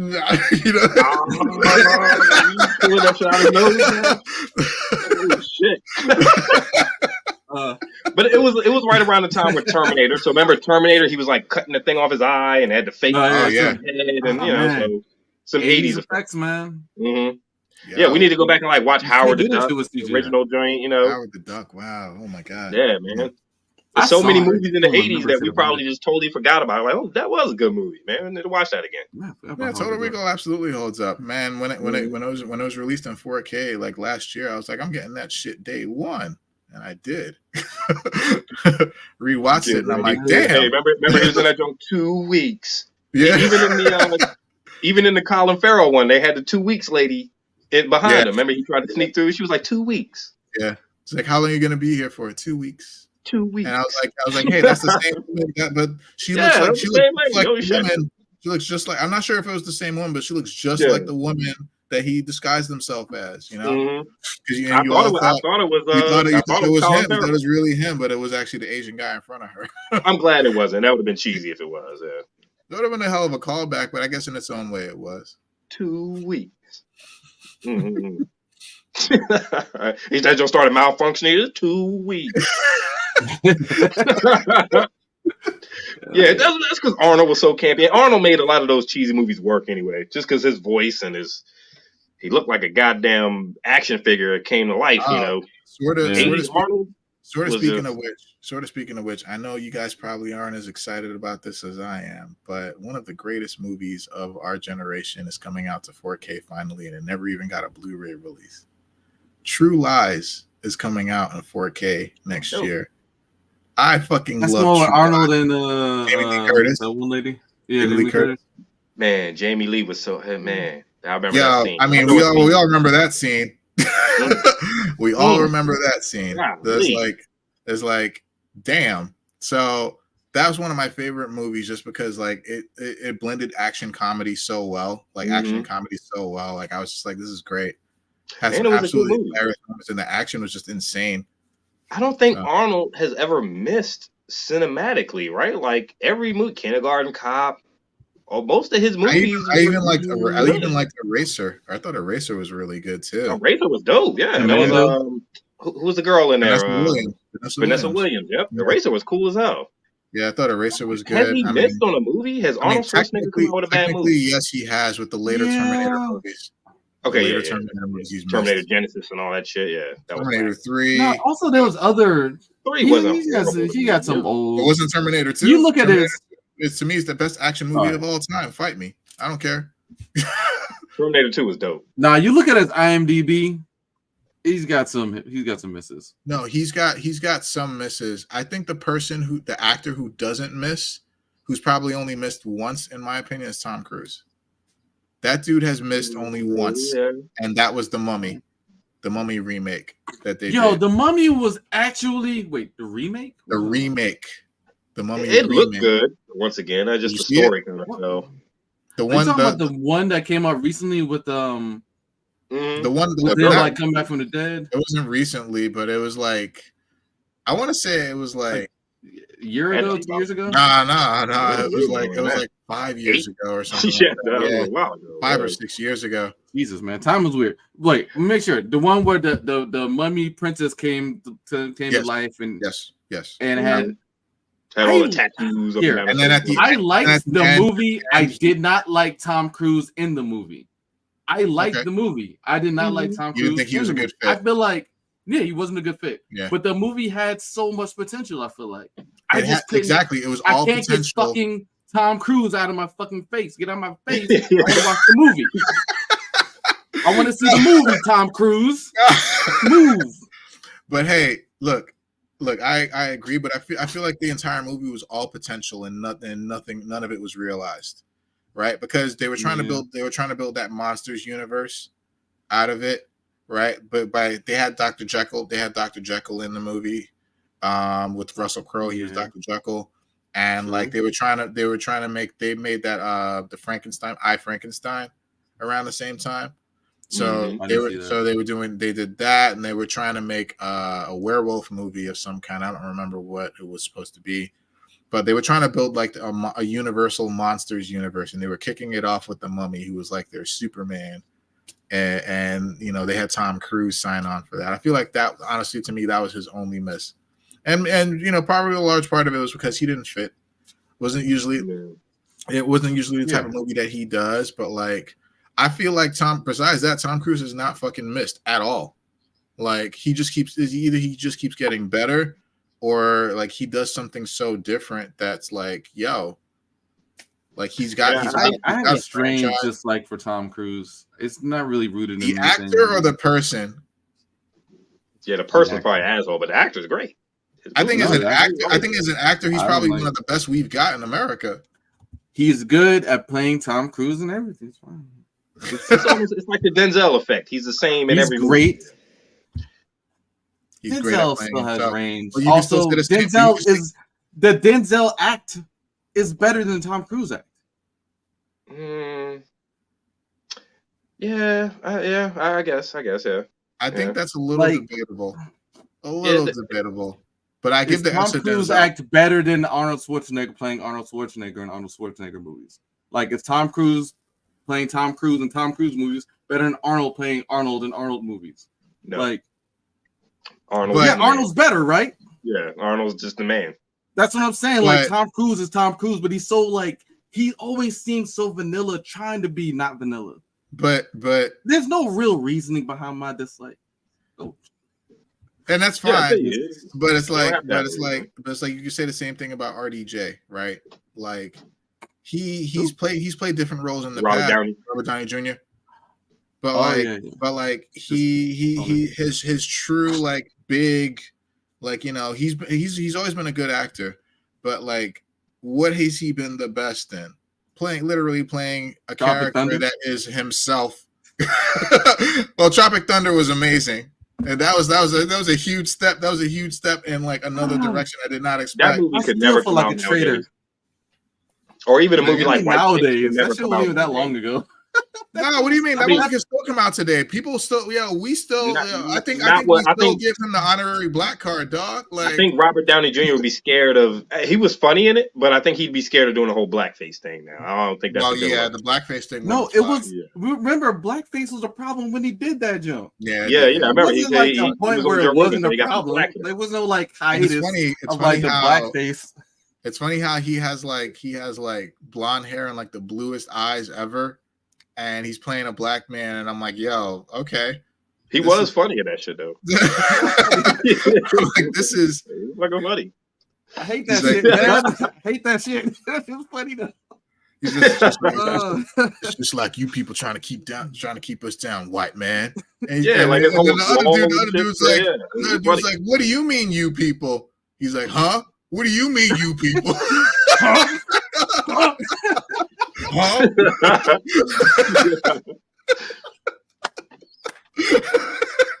Yeah, I think like a lot of movie studios, they want to stay away from that stuff now. I'm not sure when White Chicks came out. When did White Chicks come out? I have to Google it, but like I don't even think they would come out with a movie like that now. That's too. White Chicks was. We want to stay away from that. White Chicks was like early 2010s. Even that movie was cringy. Like these black dudes going around playing white chicks. White Chicks is my guiltiest of guilty pleasures. I love that movie. I love that movie for like all of the reasons. Like it's just like Terry Crews, dog. Yeah, like fucking at the rave with him dancing with the whistles like. I'm like, I can't, dude. The whole movie,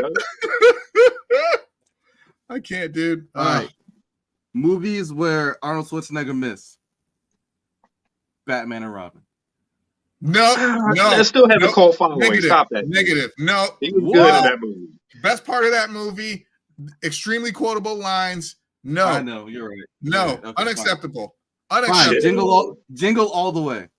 I don't even know what that is. Kind of kiddie, campy. That was so maybe, but I would say that was part of a trend back then where you had like the 80s action stars doing Christmas movies with kids. Mm-hmm. And that actually propelled them. It was almost like a requirement. It actually propelled them to like another level of popularity. Right? Yeah, it made him like a family household name, you know. It's like Kindergarten Cop in its own way, Kindergarten Cop and Jingle All the Way, and Twins to a degree. Going from Commando to Kindergarten Cop, you know, it was like a transition kind of thing. Twins was good though. I heard they're coming out with another Twins. Twins was good. They were supposed to. Yeah, I heard something like they were coming out with another one.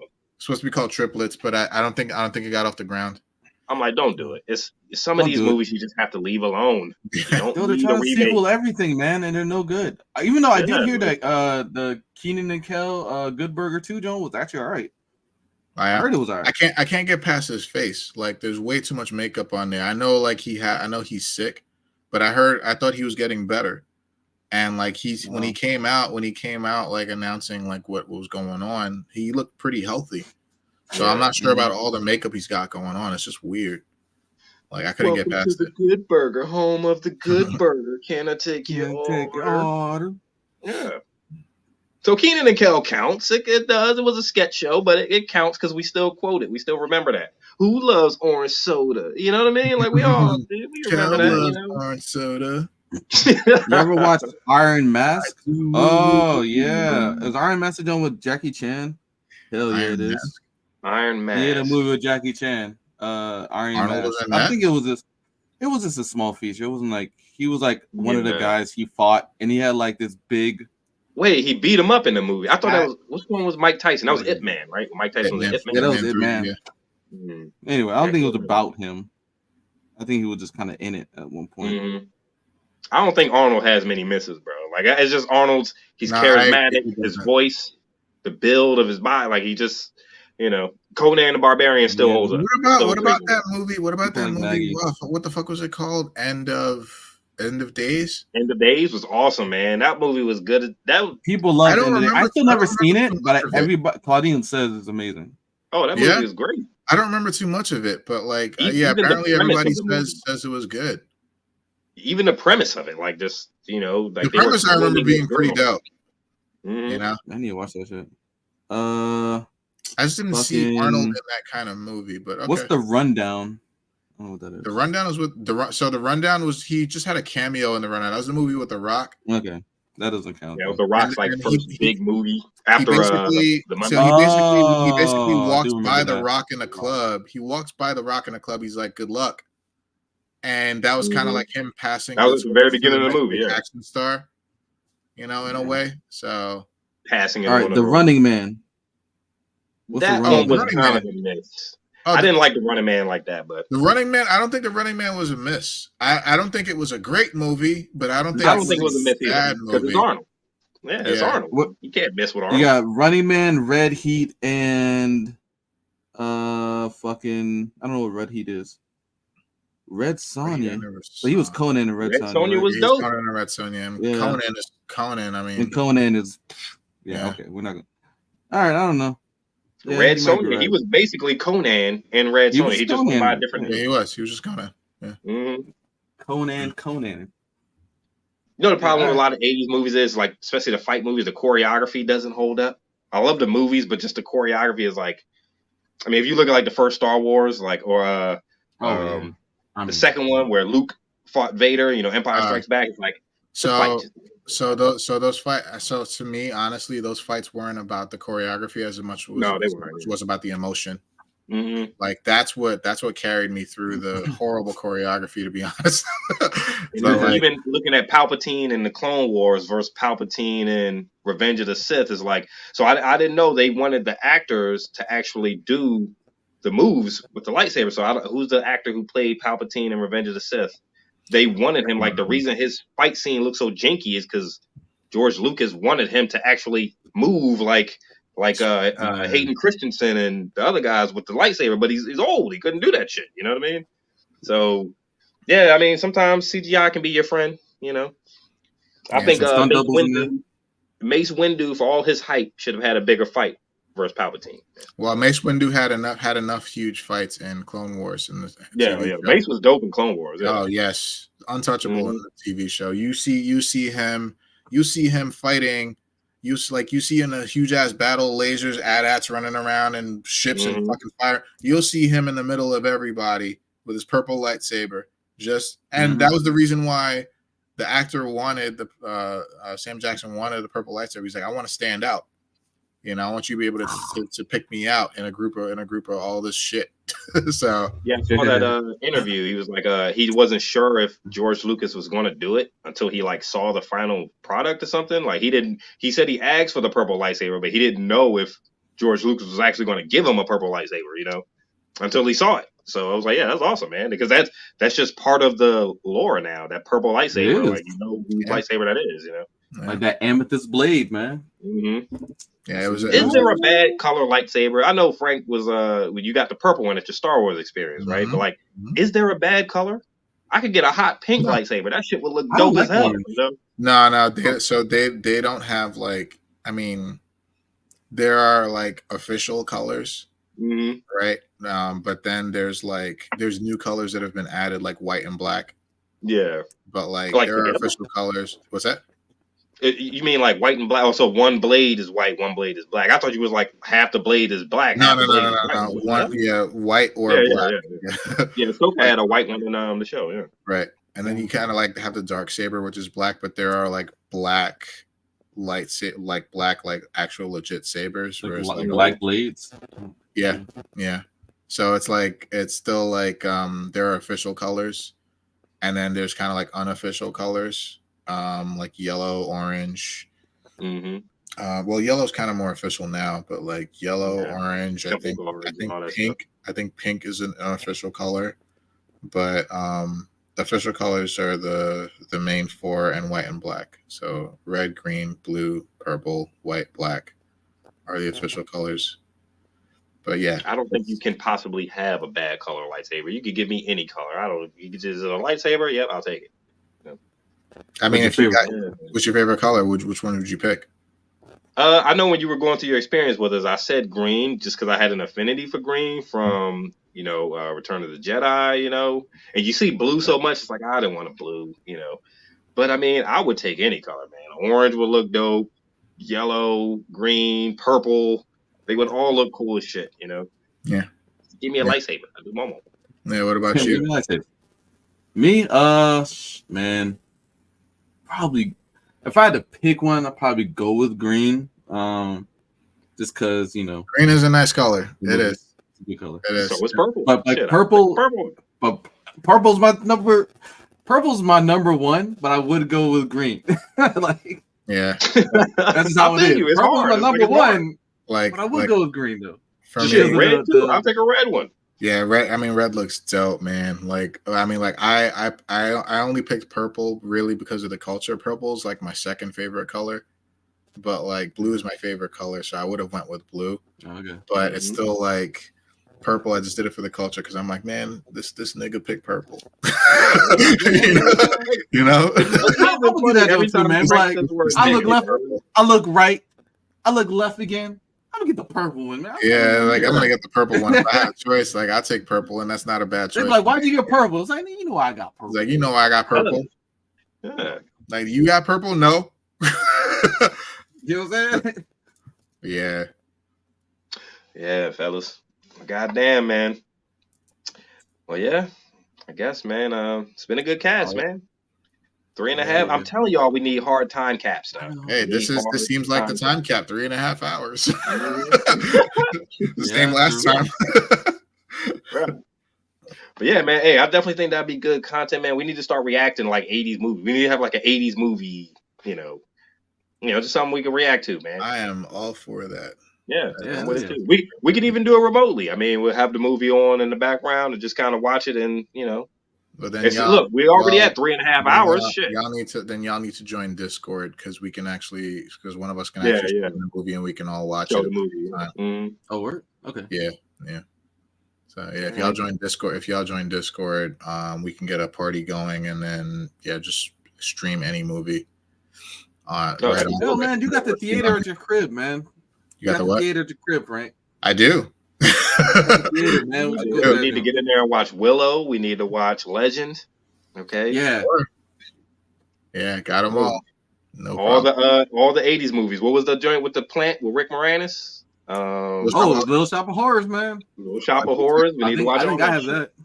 Yeah. Little Shop. Feed me. Little Shop. Sorry, yo, Steve. What's his name? Steve Martin. That's his name. Dude, Rick Moranis. No, the dentist. The dentist. Oh yeah. No, that's my. I'm a. We need to watch all of them. And then Bill Murray popped up in that joke. I'm a dude. Yo, that joke always gets me, man. Hey, we need to watch all of them. Man. Great. He was such an a-hole in that joke, man. Like he just jumped off his motorcycle, let that joke keep rolling and shit. Right. He's a fucking jerk. Yeah.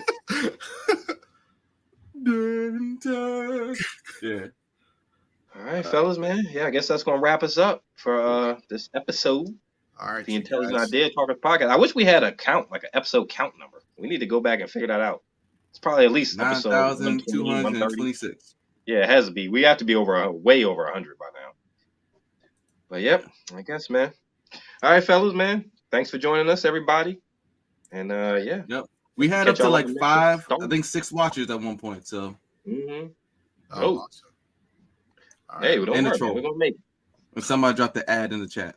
Anyway, all right, all right, guys. All right, boys, y'all be good, man. All right, take it easy, guys. Peace.